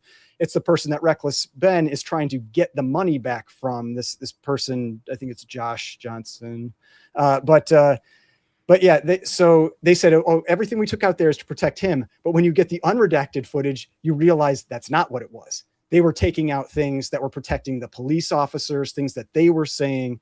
And so it's just, it brings out a lot of questions. But there's also like, I mean, I'm not a lawyer, I'm not any of this. And so like watching these legal channels, like this is when you start to learn all this stuff that exists, where you're just like, oh, even if they did all these things that were wrong, they may get away with it because of, qualified immunity and these things that I'm learning about now that, that I didn't know about before, and like the rules around qualified immunity. And it's just like all these things that and I think this is what draws so many people in, is because it makes you angry. Yeah. Like it really makes you angry, because you've got this whole situation where any normal person watching this goes, that person's stuff was stolen. They should be giving it back and giving his money. The police are clearly in the wrong in a bunch of cases. But in the end, like if Reckless Ben hadn't gone there and started making these videos, that one guy was never getting anything, like nothing. And like, so it's just like, is this what has to be done to get any type of justice? Is like just going in with like YouTuber, because like news isn't doing it now. So you have YouTubers going in with cameras in people's faces. And like, I mean, it's just, it's very, very frustrating to watch, but it's what keeps you interested, because now you're invested, because you can see yourself potentially in these types of situations. And yeah, I try not to give out too much information on it, because I want people to watch it, because like really, like that's what makes it interesting, is like sitting and watching through this and seeing it all play out. And yes, there obviously, like things, like I said, things are curated for what you're seeing, but it's pretty hard to see it in a positive light for Bricks and Minifigs or that local like police station. I love what Ryan just said, because Ryan's so passionate about this and he's been invested in this story, and you get I've been watching so much of it. No, it's that good. Like from its entertainment value, I haven't seen half of the videos, but I did watch the primary video, which is like an hour and a half long. The second one is like 45 minutes. And then there's some small things that I've watched. I think everyone should. It's immensely entertaining. It's incredibly frustrating and infuriating. But one of the things that stands out to me is this Reckless Ben YouTuber, this incredibly ambitious, confident, like, I can't say enough positive things about him, right? And I expressed this to Swag too, like the wherewithal that he has to keep all of this organized, to stay motivated, to be defeated repeatedly, but not feel defeated at all. Just kind of laugh and say, all right, let's cook up another plan. And the complicated process that he goes through, and some of the simpler, more sneaky things that he thinks of to do, it's so inspiring. It's incredible to know that an individual, now there's multiple benefits in it for him. He has a channel that I think he does this sort of thing. I think he calls out scammers. I think he takes down corruption. This is what he does. And so he loves the opportunity to do this, but he's built for this. He and his friends do not shy away from anything. Arrest us, fine. Make us leave the country, fine. Like one of the things and there's like twists and turns in the video that you don't even know that they had already planned. I'll give an example. I thought this was so amusing. In one of the first videos, again, I don't want to give spoilers, but this one I will. It's just a fun tidbit, but there's plenty more like this. There's someone that runs the franchise in question, right? The manager. And every time Reckless Ben or his friends would come in, the manager would call the police, right? And she would do this over and over again. And then towards the end of this video, you realize this has been happening for weeks. And there was this little trick, this little treat that Ben had planted that no one knew about. Well, one day he sent in one of his friends disguised as a delivery person and delivered a package and put this little phone in front of the lady and said, sign for the delivery. And she signed it. But what she signed was a contract that says, anytime you call the police on us, you get fined $5,000. So weeks later, he comes back and says, you should probably stop calling the police. Do you remember signing this contract? And of course, she doesn't remember signing it, but that's the sort of clever, funny, entertaining, and still like, you know, getting the point, getting the job done, abusing these people, rightfully so. That's the wrong word. That I just think is so amazing. Like, huge shout out to Reckless Ben. All of his videos have millions of views. He deserves them. I feel so good for the person whose family first consigned the pieces. I mean the Legos, because this is rewarding for them too. Yeah, they went through a lot of stress, a lot of anxiety, but this is sort of a beautiful outcome. And then, since it didn't just happen quietly, it exposes the corruption not only in, you know, local police and in certain like you know, aspects like that, but also in this company. Like, this is truly, in a twisted way, a very feel-good story, but also so frustrating to know that any collector could find themselves facing this and having to deal with this. And if you're not Reckless Ben, or if you're not connected, or if you just don't have the heart and will to deal with such stress and anxiety, it may not go in your favor, which is the most frustrating thing to take away from this. But well, because that's what I mean. That's what happened to the original, like Exactly. the son that was selling the Legos, is that he said like he was going like he was having to take medication. He was having all these like health issues because of the stress, because he felt like he had like let his father down in selling these, because these were things that they were planning to use to pay for kids' college and all that kind of stuff. And it's just like, it's that kind of thing that, I mean, it's you think that it looks so cut and dry. And the fact that it hasn't been, and that's where, like, I realize that Reckless Ben has made some questionable decisions legally throughout this process, but it's also, you're like, if this stuff had just been handled properly at the beginning, nobody would have had to take these ridiculous steps. No, you know, it's like when that police department calls the whoever it was in like I don't know if it was a like a town hall or whatever, like in Oregon, about the papers that he was trying to serve for that court case. And they're like, oh yes, this is real. And then he's like, oh, and so he learns it's real, and he's like, all right. And then they arrest him anyway. You know, it's like stuff like that. It's like they learned facts about this that proved that he was there for a legitimate reason, and then completely disregarded them. You know, and you're just like, this is why these ridiculous steps were taken that were unnecessary, or that should have never had to have happened. It's truly an incredible story. If you're somebody who is, you know, a collector, like which we all are, obviously, that are, you know, here on the panel, you guys hanging out in the chat, it is definitely worth watching this one. And it's interesting because, you know, Manu, you brought up the fake contract where, you know, he did the delivery and all this. And I've been enjoying, like you, Ryan, watching the legal, you know, YouTube channels take all this stuff or react to it. Obviously, you know, none of us here are lawyers. Actually, really funny little sidebar, like about a week ago when I first caught wind of this, I sent this to Paul Lesko because I was like, yo, I don't know if you, you know, you want to talk about Lego stuff, but if you're looking for a little bit of a collectible thing to commentate on, I feel like this is going to be really your wheelhouse. But what's interesting about all this is, you know, when the lawyers break it down and I hear their reactions to this, one, it's interesting because a lot of this is always up for debate. You know, where it's like, you know, hey, yeah, technically he did this wrong. Technically the company did this wrong, but they can't stand on this grounds, or this person can stand on this grounds.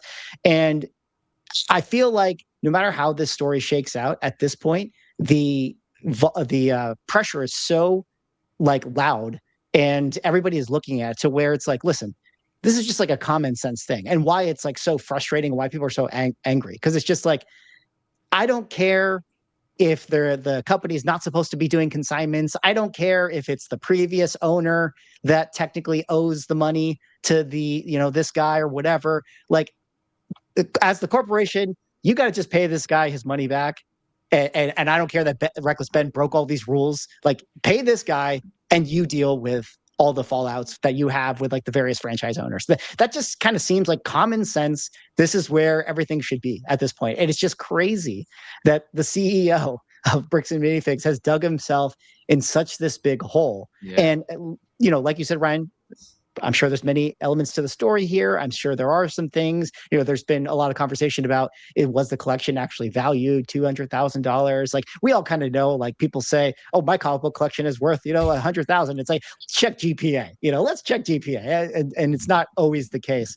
But man, what a treat the story has been to follow. And if you're a fan of collectibles, you should definitely check it out. But speaking of those collectible things, it reminded me a little bit, just to kind of bring it back to our wheelhouse of some of the conversations we've been having on the previous episodes, where we were talking about, like, man, like, the one thing with having all this stuff is that, yeah, it's like hard to sell it. It's like hard to move it, later on in your life. Or, we talked about that one guy that had that one signed book that had all the signatures on it, and it just ended up in a Goodwill, and, just because it got pawned off or whatever.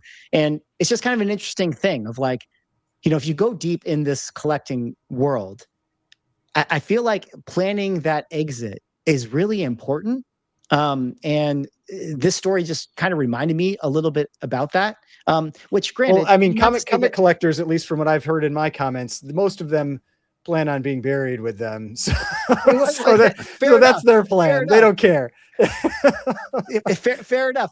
But, for those people, they could do that. But, like, for the other people, at least Bricks and Minifig, it seems like as a company or corporation, they're set up to, like, do this kind of bulk buying. I mean, I don't know if they're just like a CarMax. I mean, I think the big difference is, they normally will just buy and then sell it. Not like that's the thing with all of this. Like, they're getting into all this, like, little, like, minutia of their business about, like you said, like the consignments allowed or not. It's like, none of that matters. It's just noise. Like, from the perspective of the guy that brought the stuff in, like, this was an agreement that was made. They're one of your franchises, deal with it, but, like, this whole idea of burying people with legal costs it happens, but it really sucks to see it play out live. Like real life people, how it hurt their lives, and seeing how much those companies don't care. Like, that's the stuff that really, that just really, really, like, pulls you in, with this.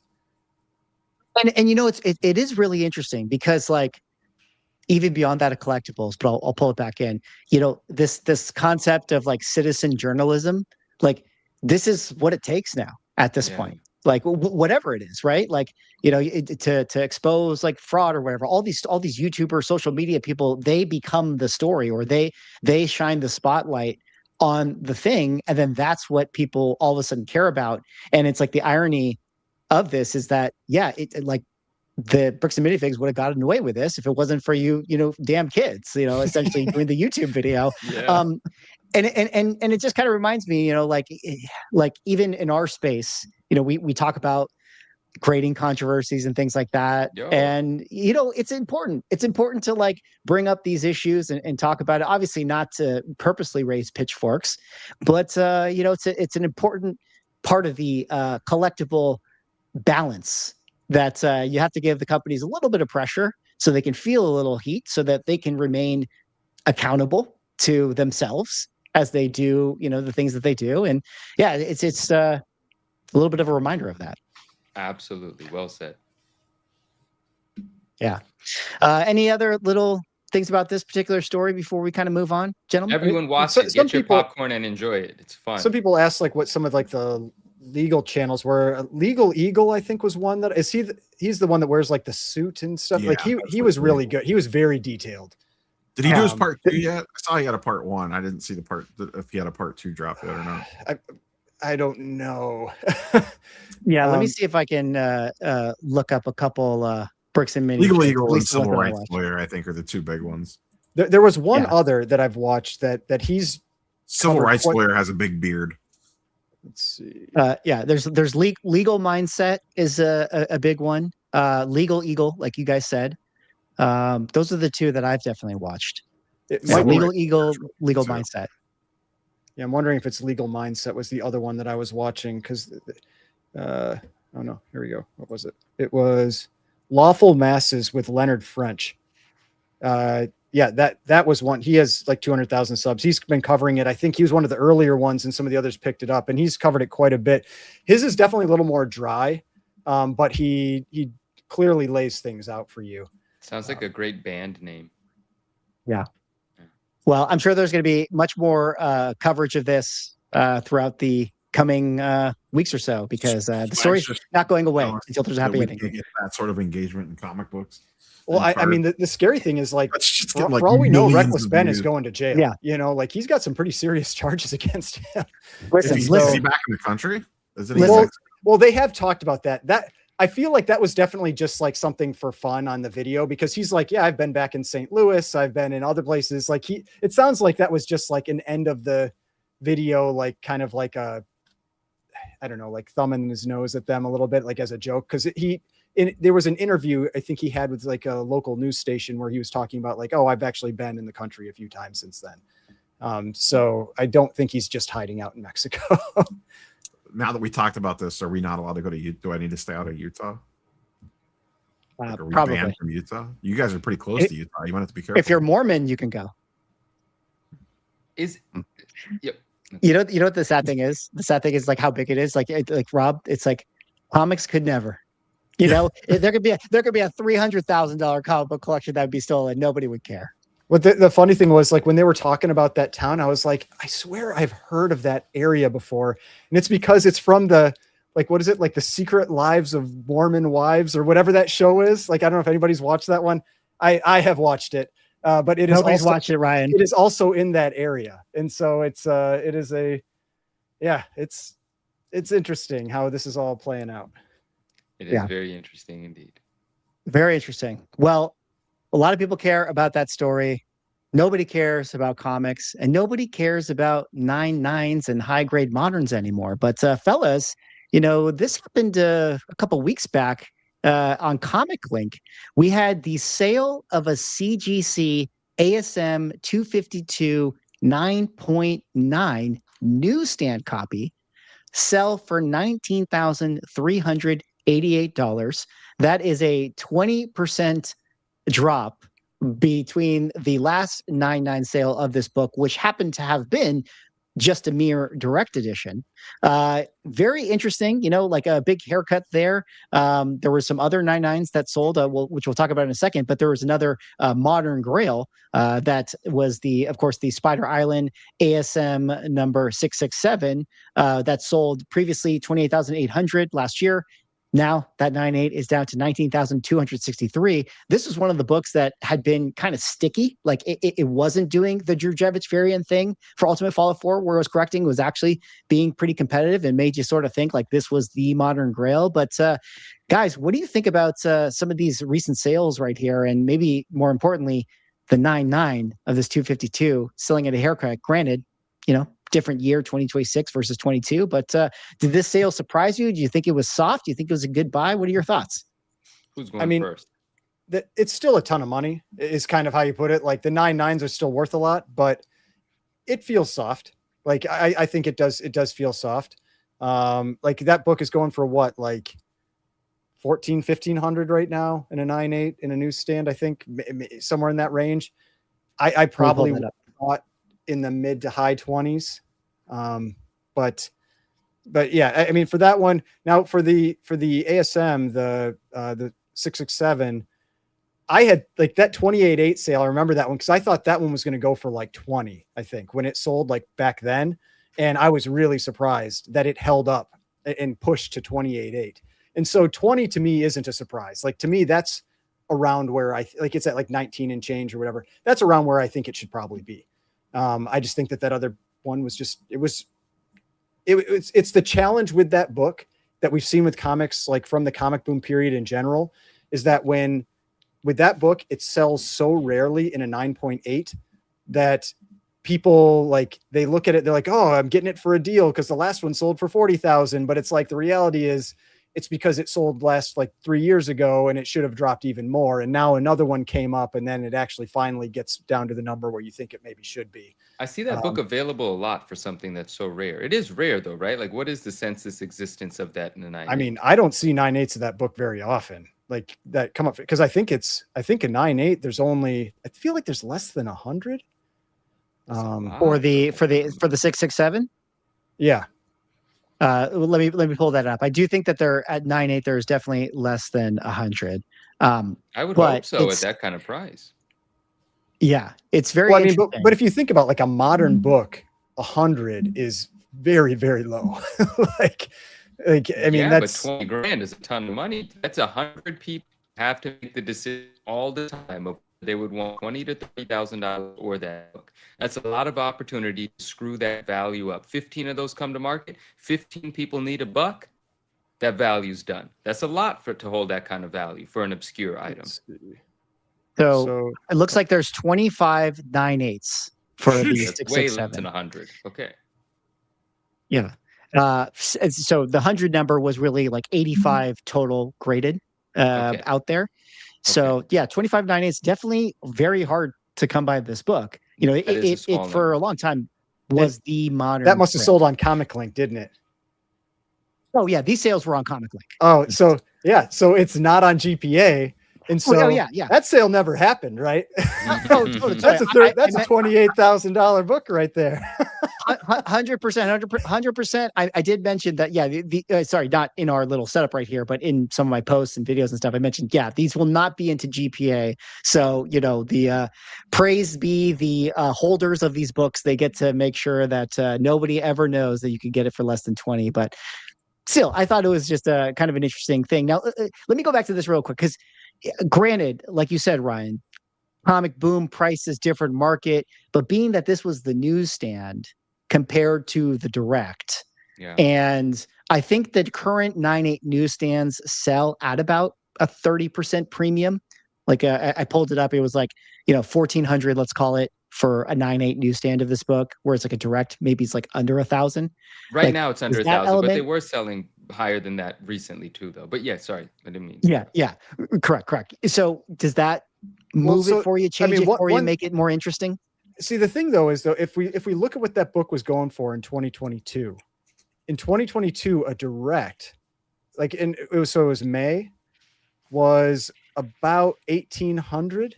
There's one sale for 14, but there's 2,000, 2,150, 1,650, 1,820. So we'll say 1,800. So it was a more expensive book than even the newsstand is today in a direct back then. So in that way, it doesn't seem that surprising. You know, it still feels like, from what we've historically seen with 9.9s. Now, I don't know the census count on this book. I don't know how many 9.9s there are for 252.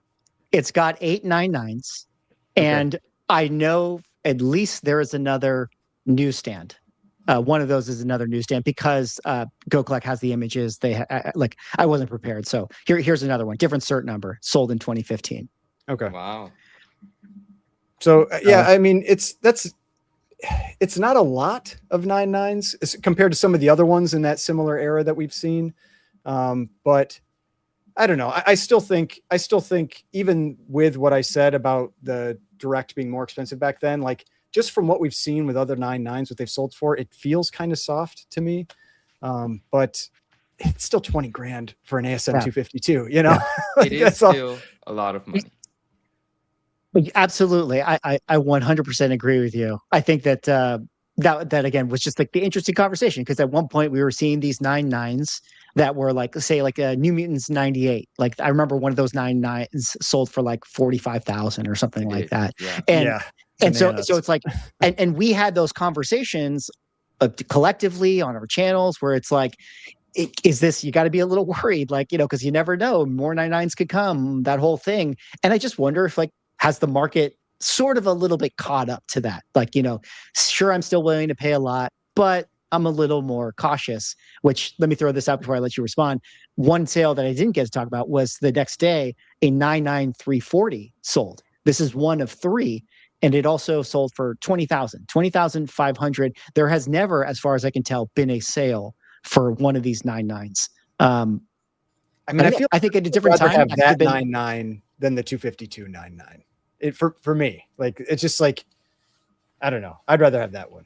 So and we are talking about this. We are talking about the fact that the direct went for 20+K, and the newsstand 9.9 didn't even reach that. And that is the conversation. The conversation is, Well, what does that mean if another direct pops up, right? If a newsstand 9.9 is 20, does that mean a direct is 13,000 now, 10,000 now? Because the idea of a 9.9 is already rare, but quite frankly, the idea of the 9.9 newsstand is the wow, right? Because that's the value proposition of newsstands altogether. Yes, there's the argument that, I mean, it's a fact that in later years into the 90s, into the 2000s, the newsstand distribution was a fraction of the direct, so less exist in general. But in the 80s and early 90s and stuff, there was still a lot of newsstand distribution, but the idea is that they were in convenience stores and bookstores, not in bags and boards. They were looked at, read, and put back on the shelf. So the survivability of them in a higher grade is what brings in the additional premium, right? They weren't supposed to exist as 9/8 and near perfect books. That's why people love the newsstand, because they were disregarded and they were treated poorly. So for them to survive, they bring in a premium. And then when you compound that within the later years, there were less of them, then it really brings in a significant premium. There are plenty of examples of that. So the idea of this being a 9.9 newsstand is supposed to, in an enthusiastic market, bring in a number higher than the direct edition in its equivalent grade. Like if we're associating premiums to 9.8s, the 9.9 is supposed to show that in spades, if that's the saying, I think, right? Or something of that sort. So the fact that it didn't does speak a lot to the market. What does it mean for another 9.9 direct to show up? But also, and I say I hesitate with what I'm about to say because I don't want to put a spotlight on this. I want that book to do well, where it exists, who owns it, who paid for it. I want them to feel good about it, so on and so forth. But did that appear as the sort of 9.9 that looked like a 9.9? Is that part of the reason? By the grade. Well, Nobody I looks at the understand. book. I understand, but even in a market where people buy the grade, there's plenty of books that have looked questionable for the grade that have performed really well. So there's still buy the grade buyers out there at auction houses. They didn't show up for this book. Like presumably this book, we all would have assumed would have done a higher number. And if it looked super pristine and sharp, would it have, or is the market simply not allowing that because of what Swag said, that people are catching up to the idea that there's going to be more 9.9s, and the newsstand factor didn't even matter here. I would be very curious to know, what does another 9.9 direct do if it shows up? Does this sale affect what people think about what multiple should be paid for the 9.9 direct over a 9.8 direct edition, right? Because we've seen, like Ryan discusses and has showcased on his channel in the past, is that some of these books get a 20x multiple in a 9.9. Are those days over? That's a really interesting question to ask. And maybe they could be over. Oh, I don't feel great about saying that, but look, it's kind of a crazy premium to pay for, a grade that may not get distributed all that fairly, meaning there's plenty of 9.8s that look like 9.9s that don't have the 9.9 on them. I mean, I have kind of like two thoughts on that. One of them is because I was definitely one of the people that was talking about, like, when we saw that big jump in 9.9s for like the Wolverine limited ones and the Secret Wars 8, like maybe 2 years ago or a year and a half ago, whatever that was now. I was expecting to see a bunch more, and I feel like that hasn't really materialized. Like when we saw the Ultimate Fallout 4 9.9, I was expecting we'd get some more, but I still think it's still just that one, which is kind of surprising. So I don't know if maybe CGC dialed it back, or if they just like, it was a fluke that you had like 29 9s in limited one, like maybe that grader isn't there anymore or something. Like I don't know. Well, what the key is? The key is that when you send in your Ultimate Fallout 4, make sure that you submit it in the high value tier or the unlimited tier, and you insist to the grader that, hey, this is a valuable book. In fact, I would go so far as to say, if you truly, dropping the shtick, if you truly feel you have a shot at a 9.9, you should put a Post-it note on it and write 9.9 question mark. I think you actually need to tell me why it's not. Yeah, one of our friends in chat, Happy Hour, he literally said earlier in the show that if I remember correctly, we talked about it, that he submitted an Ultimate Fallout 4 in the unlimited value, which means he spent like $135 to grade what would turn around as a $900 to $1,000 9.8 if it were to be a 9.8. No one's really want to spend $150 to grade their $1,000 book. Well, apparently that's what people do in that unlimited, in that other value tier, you know, $105 for $1,000 max value. But again, that's kind of what he's doing. He's saying, this is a 9.9. That's why I'm giving you $150 to grade it. Just bump me into the 4% of ultimate value and turn this thing into a 9.9 for me. I hope he does well. That'd be cool. Yeah. Neo, you got thoughts on this one? Care 9.9s, newsstands? Maybe they're just all scared of the PSA 10s coming. True. My a big PSA fear with 10 all would be of so those, dope though, in that. like we've talked about this before. It's anything where it's like super high value books that are 9.8s or 9.9s.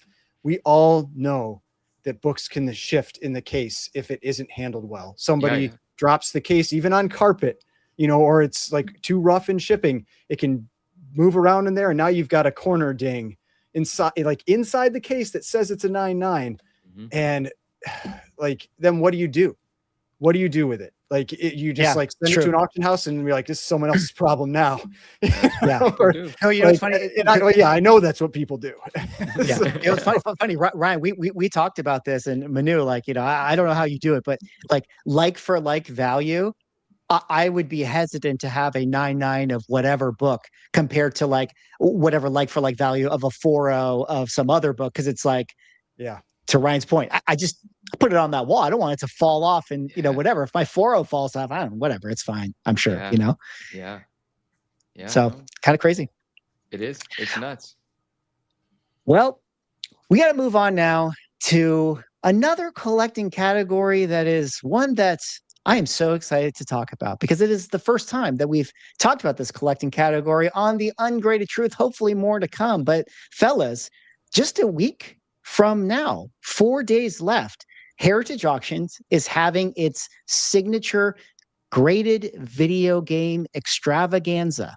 And the flagship game that is at that auction is what you see in front of you right here, Super Mario Brothers in a PSA 9.6 A++ sealed video game, currently sitting at $796,875. This is already the most expensive Super Mario Brothers auction video game that has gone up for sale. A lot of people saying that it's going to surpass $1 million. The most expensive video game ever, I think, was $1.5 million. Apparently, there was a private sale that went for $2 million, but private schmivate.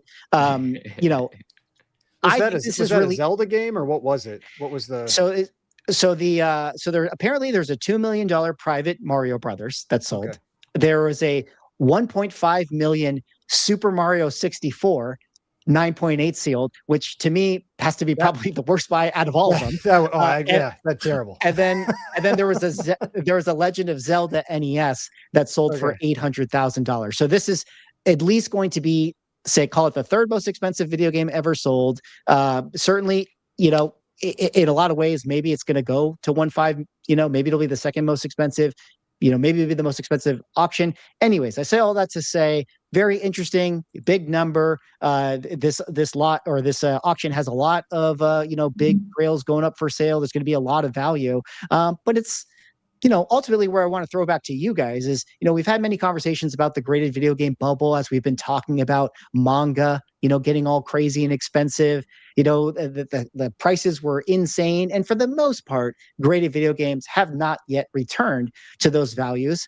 But herein is the Super Mario Brothers about to set new records. Granted, this is now established as the highest graded version of this thing, so maybe it should be valued at this. But what do you guys think if all of a sudden this goes up for sale next week and we have these headlines of graded video game sells for over $1 million? Is graded video game markets going to come back? Are graded video games about to explode? What do you guys think about this? How could they not? The nostalgia on these things is incredible. Like, look, this thing is freaking cool. Do we have we have pop counts on these, right? Like, we know how many of these are graded and stuff, right? Yeah, let's take a look here. We got the PSA report. Let me pull that up as you guys. Okay, no, that's all. That's all. You guys take it from here. I just think this is freaking cool. I love that it's this pricey. I love that there's some enthusiasm. The nostalgia on a Mario Brothers 1 is crazy. It's crazy. That's just too. but I'm one of the people, like, I always make the argument that I love graded video games. I love graded VHS, and that market is sleeping, but I like it. I think this is awesome. I would love to have a dope sealed graded Mario Brothers. I don't have one. I would love to have one. And people with deep pockets that feel the same way I feel about it, good for them going for this thing. I think this is cool. I mean, from my perspective, I like graded video. I grew up, I played a lot of video games as a kid, and we had an Atari, so we had some stuff before the NES, but like it was one of our first systems, or the Nintendo was one of the first systems that we had. So like I've always liked these. I've always liked graded video games. I think they look cool. I do think that there was a lot of questionable stuff early on with them, and I think that really hurt that market. It just made a lot of people lose faith in it. And so maybe enough time has passed where people are starting to get interested again. Now, my only thing that I would be a little wary of with this is that we also had record sales for comics recently. Action 1 selling for 15 million, Batman 1 and the Superman 1 selling for a combined, was it 10 million? Oh, yeah. Whatever the numbers were, and it's like the comic market has still been outside of like, I feel like it's leveled, but it's not taken off. It's not booming like cards and manga and everything else.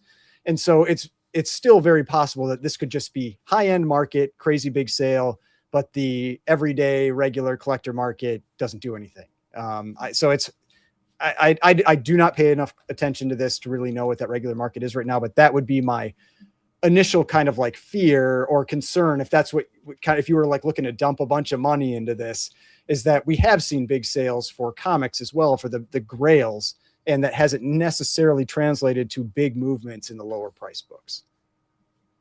Yeah. To put an extra point of emphasis on that, I did pull up the Heritage highest prices ever paid for games. So here's the Super Mario 64 that sold for 1.5 million. This was in 2021. Actually, let me quickly point out, of the top 8, just right here, all of these sales happened in 2021 and 2022. So then you have the Legend of Zelda in a 9.0 that sold for 870,000. I'm pretty sure that that's not top of census anymore. You had this Mario Brothers, which this was the most expensive Mario. This is 720. So the one I just pointed out has already passed this in a 9.6. But I guess, again, emphasizing this point is this Mario sale is going to be the highest number we've seen for a graded video game in however many years. All these ones are 2022 and 21 here. Like, let me see if I can scroll down and see like how far down the price point do we have to go to get to a 24 or a number like that. Pretty far down. We're already at the 100,000 price point, and in this auction alone, this one's going to break that. There's another Mario Brothers that is at 180 right now. That's a mid-production one, if you guys know the distinctions. There's a Legend of Zelda that's at 160. So this auction's going to put graded video games a little bit back on the map, so to speak. And I just thought that was super interesting. But Rob, I don't know. What do you think about graded video games and this whole thing? Just kind of piggyback off what Ryan said and what you said. It's kind of funny that like for the last couple of months, it's like sports cards are going crazy, Pokemon's going crazy, One Piece is going crazy again, manga's going crazy. Literally everything other than comic books is going crazy when you run through the list. Yeah. It's wild. Make my prediction for the year look bad. I'll say like the one thing I haven't seen yet that typically is the indicator is I have not seen the tradition, like the dealers and stuff that I watch pumping video games yet. During comic boom period, we did. The comic dealers that were out there were pumping video games. They were talking about, they're like, oh, we're buying these, we're selling these. I have not seen that. So they moved on to manga. Well, they moved on to manga, but it's like if this is the next thing, like that's going to be like your sign that it's really there. It's like when you start to see like those dealers like seeing that they can make money on people, like, oh, then we'll know. We'll know. It's probably because they don't have them anymore. They dumped them when the value went away. Maybe they don't have anything to pump at the moment. They're like quiet. They're trying to accumulate. Yeah. Yeah. You know what, to me, the big correlation of a lot of this stuff is really the crypto money, because the crypto NFT big money pump all happened in 21 and 22. And everybody was taking their gains and throwing them into these types of things, Pokemon, all that sort of stuff. And crypto has had its correction. And now people are probably selling out of their positions and being like, okay, where do I want to put this money? And it could be like now's that time that they're thinking to themselves, oh, maybe I'll come back into like a Mario Brothers, or, buy a collectible or One Piece trading card or things like that. So not a perfect, narrative, but at the same time, I do think that there might be some correlations there. And but to the point, that you said, I feel like because the dealers are not necessarily talking about it, maybe this is going to start to be like, oh, these are like the real well, I want to call them collectors, but they're still like kind of more whale, eclectic people that are spending this type of money on stuff. But maybe this is like the real values of these games is starting to like actually find themselves out. Maybe. And for the there's a question there. If there was any game from any system you could have graded, what would it be? For me, it would be Final Fantasy VII. That's like I love that game. I love that game so much. I put so much time into that game. But that's a great one. Yeah. Oh yeah, that one right there. So, but yeah, I'm not $144,000 kind of. I wonder what that goes for now. Probably a lot less. Would be my guess. But yeah, that would be the game for me. What do you guys have a game? Manu or Rob? I think the first I saw a Final Fantasy 1 box art on there. On the list. I think I bid on one of those at one point. I think I remember bidding on because I only played one a little bit. I was a little young at that point. My older brother, I remember watching him like back. I don't know if kids do that still now, but like we used to like always just like watch each other play video games, like especially Final Fantasy stuff. You'd sit there for hours and like, someone else is playing and you just watch them play that game. But yeah, no, like the whole Final Fantasy series, I absolutely love it. Dude, it's such a tough question. My favorite was as a kid when you would go rent a game from the store, and then you would like rent it again the following weekend, and you would manage to get the same copy that you rented the weekend before, and it would still have your save on it, and you just thought like $1 million. That's so cool. Yeah. I never even had that experience. That's amazing. That was actually pretty awesome when that happened. Wow. That's like one of those things that you say out loud that like if you explain to a kid today, they would look at you like you had 5 heads. They'd be like, wait, yeah. I mean, the tricky thing I would with rent the NES game and I would play Final Fantasy for like 20 hours in a weekend, and then I would save it, and then I would go back the following weekend and hope I got the same copy again so I could pick up where I left off. I mean, it's crazy how much those games cost back then, though. Like, I mean, even back then, like I think Final Fantasy, when we bought that, it was like $70. I remember Super Mario Brothers 3 being $70. I have a vivid memory of my mom taking me to Kmart and like running up to the counter to ask if they had Super Mario Brothers 3 because it was actually kind of hard to find. And the lady like pulling the box out from behind the thing and me just being like, oh, like because of that damn movie. They had it. What was it? The Wizard or something like that? Was that? Oh, what an amazing film, dude. Yeah. Oh yeah, the greatest. What an amazing film. There's like a little mini like Nintendo Wizard thing that's dope to find and really hard so to we all find. learned everybody wanted the Power Glove. Dude, you see, guys, the way that you guys are talking about this passion, this inner child that comes to life, that gets reawakened, this is why this is why I feel like this has a market and why I feel like VHS doesn't. Because I grew up watching VHS and I couldn't give a shit about owning graded VHS. There's a lot of us that love that stuff too, man. Like there's a lot of people that when you talk about Back to the Future and certain movies, like it conjures up these same sorts of emotions, but the interactivity of a video game and the playing with your friends is a different level, But it was the same thing. When you're younger, you go, your parents let you have a sleepover or whatever. You get junk food, you get Cheetos, you get candies. You're gonna play GoldenEye. You're gonna maybe rent some movies too, But the games might have a more playful enthusiasm associated. But there's a very similar sort of nostalgia and love in VHS as well. I mean, that's what we're all talking about here anyway. We're talking about graded nostalgia at the end of the day. and what form it takes. One might be more popular than the other, but you're right. I mean, this enthusiasm is why this market exists. And it's just freaking cool, bro. And I can't answer that question. It would be a Mario game. I don't know which one. I spent a lot of time on Nintendo, SNES, and Nintendo 64, and all of them have like so many hours of my time invested in the Mario games. But I wouldn't be able to pick. I'd be juiced to have any of them. Yeah, there's so many games, to be honest, that are on my list. Yeah, I'm all over it. So and some of them I don't quite want to talk about yet because I don't want people knowing right. what I keep trying to snipe these games. We literally started the show late. The guys can attest to this. We started the show late because I was like, hey guys, I apologize, but I have to bid on something that ended at 5:02. And I was like, so we're gonna have to start the show slightly late. I did not win it, unfortunately. It went way too high. And that's kind of video why, games are back, I guess. Video games are back, and now after this thing sells, then I'm not going to be able to buy anything. No. Damn, this sucks. Well, you know what's back? I want and graded also, video games. Damn it! Sorry. No, it's great. I want it too. But you know what's back and also right now? Manga, guys. We talked about manga, and these sales happened. And I just got to feel like we got to just be the manga pumpers because we're like the manga shills, like our podcast right here. Anyways, but this was interesting. We talked about the Weekly Shonen Jump 51, 34, the Dragon Ball and One Piece grails or whatever you want to call them, graded Beckett slabs that sold on Heritage for like 45,000. Roughly around the same price for each of them. We had 2 more sales happen after the Logan Paul thing, and these ones happened on Golden. And as you guys can see, higher grades than that of the previous thing. But that says conserved. Yes, yeah. Conserved. Right.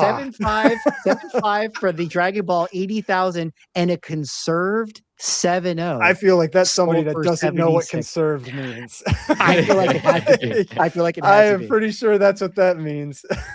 Oh, Wait, man. you know what's so funny about this? What's so funny about the Golden Auction listing? It says Pop 1 at the end of it. Like, is this? Does that mean Pop 1 conserved? Probably. It's probably the only restored copy that is out. I'm guessing that's what that means. Yeah. Oof. Hey, but if you're willing to throw 76,000, because hopefully you can afford to, not have 76,000. So basically, the manga market is still doing really well. About a month into it doing really well. Yep.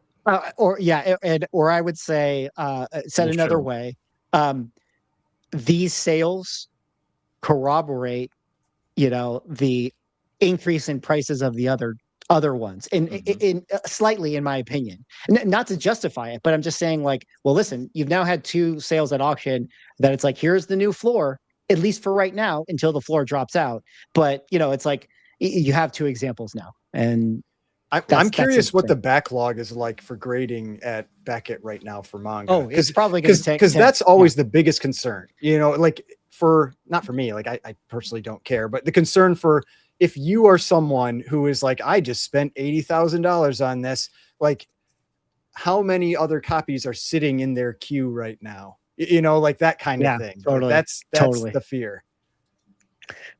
There could be a lot. Their turnaround times are still pretty low. Like I'm looking at the website right now. What is it? What is it? What's pretty low? Looks like the low tier is 45. Okay, that's not bad. Yeah, that's not too bad. Yeah, I mean, I guess at I this don't know point, what their breakdown is. Like you could get a all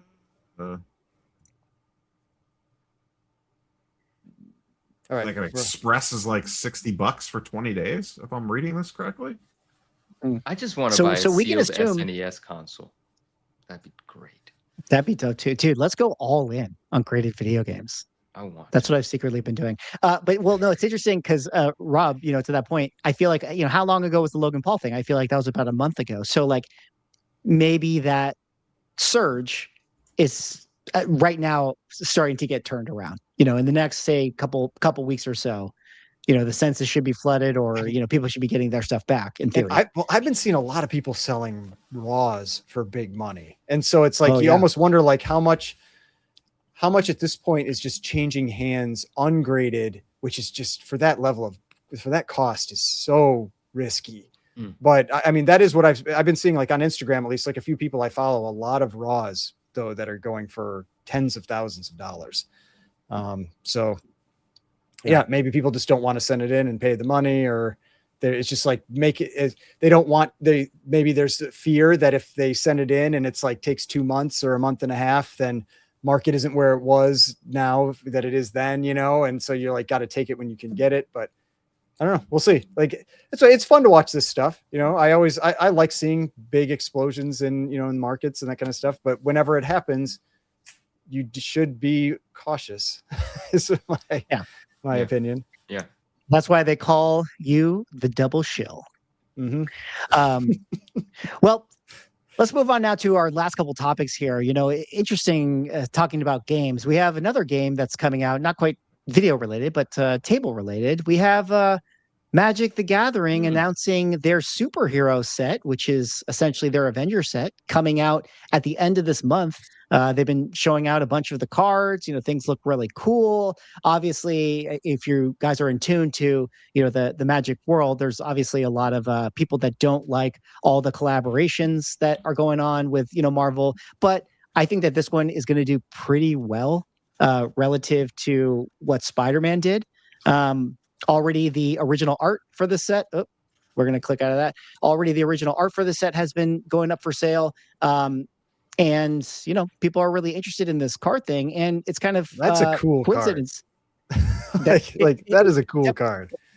There's definitely a lot of really great cards right here. Here's an Avengers Assemble.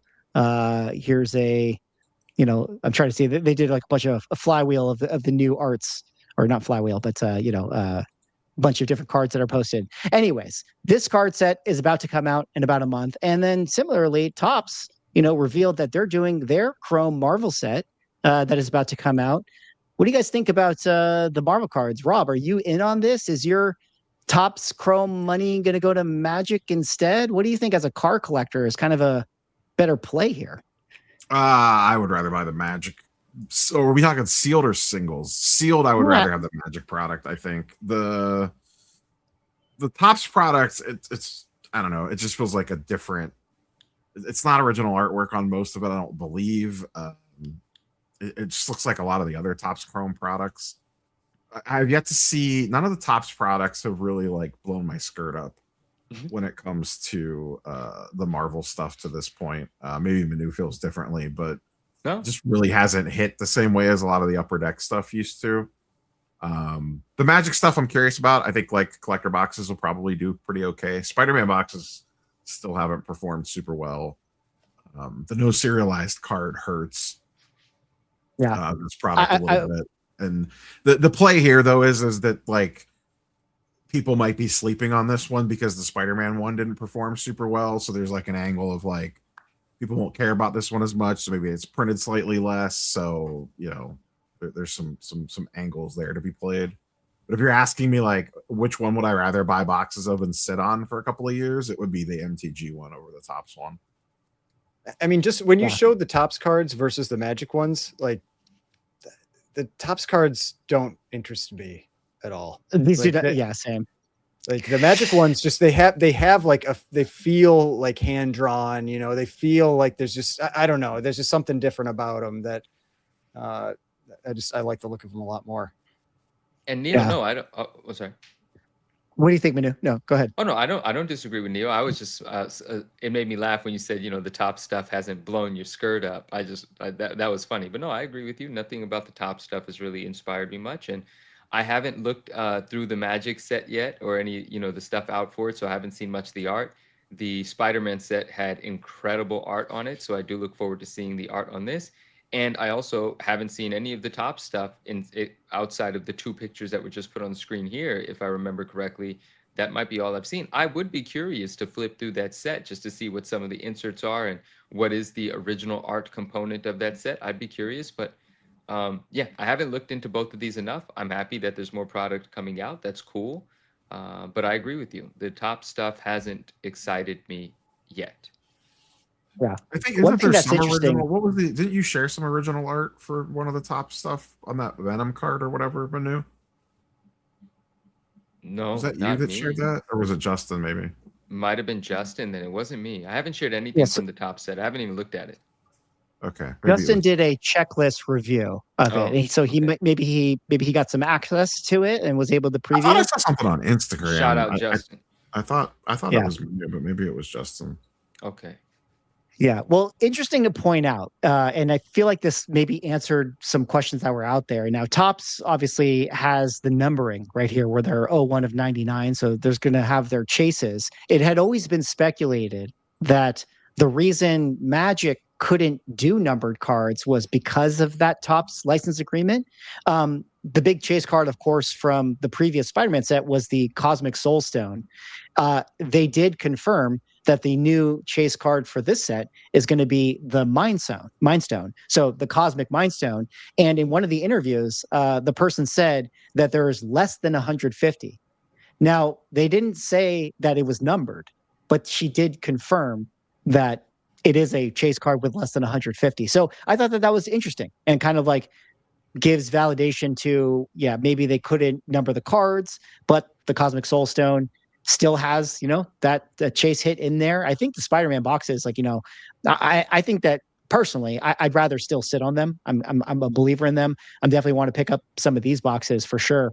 Currently, the pre-sales are right around MSRP for the most part, but there's probably always usually a pullback on this type of stuff and opportunities to buy it. But yeah, I don't know. I'm excited about the set, and I like that there's these chases that are in there, and the Cosmic Soul Stone, I mean, still sells for like 35, 40 grand or something like that. Swag, check your take it off screen and check your IG DMs. I sent you the Instagram post that I was talking about. I believe it looks like there's an original art insert set in that Marvel Comics Topps Chrome.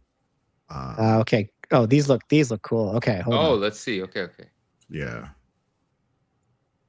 Fausto shared these on the Collectus IG page. That's where I saw them at. Oh yeah, shout out to those guys. Great dudes here. All right, so let me kind of just play through. I think they're going to flash this. Some of these. Oh, maybe they're wrong. Oh, here it is. Yeah, there it is. Sorry, guys. Yeah, so there's a Black Cat right there. That looks great. I think on the last show we did, we were previewing that one artist whose name can't quite remember, but it seems like these are the ones that he painted. So it's real, so it'll just go through and do its thing. Some of them look cool. Some of them I do not like that Iron Man. That Iron Man, I don't know. Yeah, that Iron Man, I don't know. There's your. It's like they tried to go with like one of the old school helmet like looks, and then like yeah. I don't know about this Venom either, to be honest. What but I'll the hell? defer to Can we get Manu. a close up on that? What is that? I gotta see this on its own. Where do I? Okay, No, I'll look at it later. it's in the chat, so you can look it up after. But Okay. I don't know. That doesn't really feel like Venom to me. I thought the Ghost Rider looked cool. Yeah. The Captain America looks good too, I think. You don't like that with the Hydra flag and stuff in his hand? I don't like his face. His face is a little. Well, I mean, what do I know? It's better than I can do, So I don't want to criticize, but that is not how we judge art. Yeah, fair enough. But yeah, some of them look good. I think the Black Cat and the Green Goblin look really good. Oh, there's That a looks Dark great. Hawk one there, unrevealed. Oh my god. Oh my god! I will be going this to is the chase. made for swag. You're gonna buy Oh my all the God. boxes now. Oh, I want both this and I want the Magic the Gathering stuff. Oh, well, shout out to Collectus. So I don't know. Interesting. A lot of trading cards coming up, a lot of Marvel trading cards, definitely places to put your money. Unfortunately, we will not be able to get them graded. Going back to our earlier conversation, Rob, I guess that's going to be Just a have to couple of the send them to sets that are going to be CGC. affected. You Yeah. can. Oh, that's You true. just have to be rich. Fair enough. Are you too Actually- poor to grade cards? Is that what you're telling me, Swag? Yeah, I have too many comic books that I pay for now, so I can't. All Well, right, so- actually, oh. go ahead, Munu. Go ahead. Oh, I'm taking a look at that Venom card. I geek out about this stuff. That Venom is odd. Like he actually has eyeballs. So you can see the human eyes beneath the the white portion, and it's I don't know. It's not the greatest. It's not bad. It's not How the many greatest. Dark Hawk spots are you going to buy on a Whatnot Live, Swags? Yeah, it'd probably be $1. Nobody else would be buying them. That Black Cat is fantastic, and that Green Goblin's pretty dope too. All right, that's all. Little card geeking out. Okay. Yeah, but get the Interesting Dark Hawk, card stuff. dude. Get the original art for that. We need to see what it looks like. Whoa. It's mystery. It's blacked out. It may be Yeah, terrible. actually, It may be terrible. That's true. I would definitely be interested to see what the OA for that would be. I mean, I could see myself going for that chase a little bit. I might have to do some box breaks on the YouTube. I feel like I have permission if it's Marvel to do that. But I think that kind of brings us towards the end of our show, fellas. Any last thoughts on trading cards, Marvel stuff, anything like that? Well, I have a Neo's minute to go with Manu's minute. No, I don't have a Manu's minute, so we look forward to Neo's minute. I'll just should add this a be little... like part of? Should we just this be like part of the interruption? Like whoever wins the show gets a minute at the end. So it's like no. That maybe in the future, around the horn. like in the last segment, we have chat vote like who won the show, and then they get a minute at the end. Oh wow! Now we're really competing. Oh dang! Okay. Yeah. No, we're all winners here. But Rob, anyways, I'll be at Heroes Con this week. So if anyone's roaming the show floor and sees me roaming around, stop up, say hi. I'll be there Friday and Saturday. And if anyone has a low grade AF-15 that they are selling at the show, slide into my DMs. I want to see that happen. There you go. Manu or Ryan, you guys got any little minutes? Ryan, how'd you do on your race? Actually, I didn't ask you. No, did well. I did pretty well. I was we need to address with it, but we have controversy to address. Yeah. So the reason I'm not wearing a hat. Yeah, chat wants to know about the hat situation. We replaced we got a new air conditioner installed like 5 days ago, and 2 days after it was installed, some component of it decided to fail. And so we do not have air conditioning, and it has been 90 for like 4 days straight here. And so I am dying. And I was just like, there's no effing way I am wearing a hat right now. So that is the reason that I decided to not wear a hat. And this is the first time I have ever been on YouTube without a hat. So, but it was like, I saw there were a lot of questions about the hat. I mean, hey, if you want to start a GoFundMe to buy a hat, I will also accept that. But yeah, no, that's why it's it should be fixed tomorrow, hopefully. And then I will not be suffering in this oppressive heat anymore. We need a sponsor on the hat. Whoever sponsors the most gets the hat. Yeah. Or we need like shampoo sponsors now, because we're becoming a show that has more hair than hats all of a sudden. We need beard trimmers, you know. We got to have Gillette or something. Or I'll join Team Hat for a while. Oh, there it is. All right. What is that hat? Let's go. Let me see Let's what go. that Tinfoil hat. Nice. Tinfoil time, dude. Oh, it is a tinfoil hat. Yeah, it's literally a tinfoil hat. That's fantastic. Actually, you know what? I started thinking, we might have to eventually have a segment on the show called like the tinfoil zone, and we just there you go. We just go full tinfoil. You know, because that's what the people want. We need more tinfoil in this show. Tinfoil, one word. Let's do it. I don't know. Manu, I saw people in the chat saying we demand Manu's minute. So you better make something up real quick. Well, no, I have a couple of things to talk about, but not in the sense of a story. I like telling you guys like a story about something that's happened, but something occurred to me while we were talking about the 9.9s, and it was a part of your post as well, and I think even a part of your video. But there was one really cool 9.9 that performed extremely well.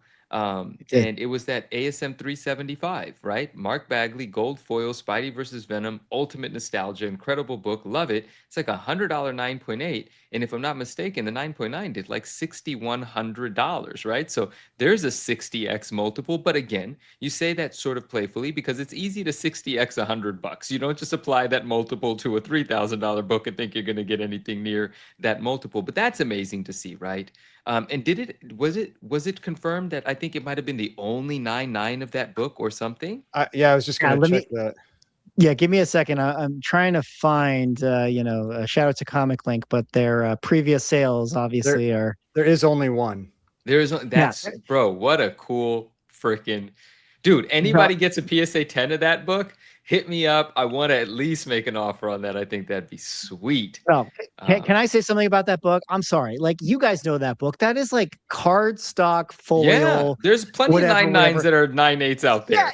Yeah, that's crazy that there's only one 9.9. No, there's literally I literally can fish in this box right now, and I have a 10-0. I'm telling you, man. No, you're not even exaggerating. Well, kind of, sort of, but I know what you mean. So I think that was a phenomenal sale. That's a fun sale. $6,100, ton of money for that book. But you know what?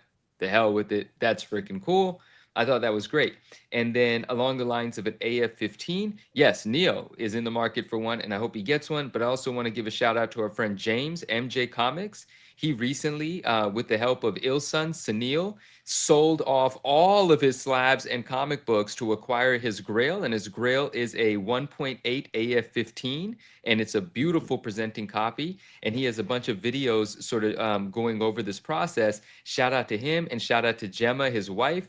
She's super supportive of him and his passion in the hobby, and she's always, you know, involved in his channel and things, like in the chat with us and now on screen talking about this. I thought that was a great story, heartwarming story, ended well. A lot of our good friends involved in just, you know, getting James MJ Comics to his Grail. So shout out to the whole squad and family there. Congrats again on that book. That was dope. And then lastly, along the lines of super high grade books, we have a friend. One day. We have a friend in chat. Should I say yes? Of course. Oh no, he's talking about it. And I was just about to talk about it. So RMS, our friend in chat, actually has a PSA 10. This was on my list to talk about, and oddly enough, that comment is there. He has a PSA 10 of ASM 311 that's on sale at auction. That's at auction on Golden right now. And so we will be taking 10% of that now for right? the advertisement. And so we will see what that's going to do. And that's interesting. I think it still has over a week. So the activity's probably yet to come, but this is a PSA 10 of 311. It is certainly the only PSA 10. Ryan, you can share with us the 9.9 stats on this. I don't remember, but he does say here there's only one ASM 311 PSA 10 and it's live on Golden now, just saying. And I've just said it as well. There's one 9.9 of Okay. ASM 311. Okay. Wow. So that's going to be fun to see what happens. So that's my little end. Shout out to a couple of high grade dope books. Shout out to Ryan RMS. Best of luck on that book. Shout out to MJ Comics, James and Gemma on acquiring that AF-15 and the fun story. So that's it. That's what I got. There you guys have it. Those were some minutes. But also it was like multiple minutes because the rest of the guys had their minutes too. So anyways, we're going to wrap up the show. Thanks so much for everyone hanging out tonight. Great job, chat. Sorry that we took a longer break between our last show and had to do a special Sunday show. I think we will be back to Saturdays 2 weeks from now. Or no, are we doing another Friday? I think we're doing it Friday. Okay, Is it Friday? Is it Father's Day? I forgot what it is, but it ain't I Saturday. don't think we actually settled, did we? I don't think we settled.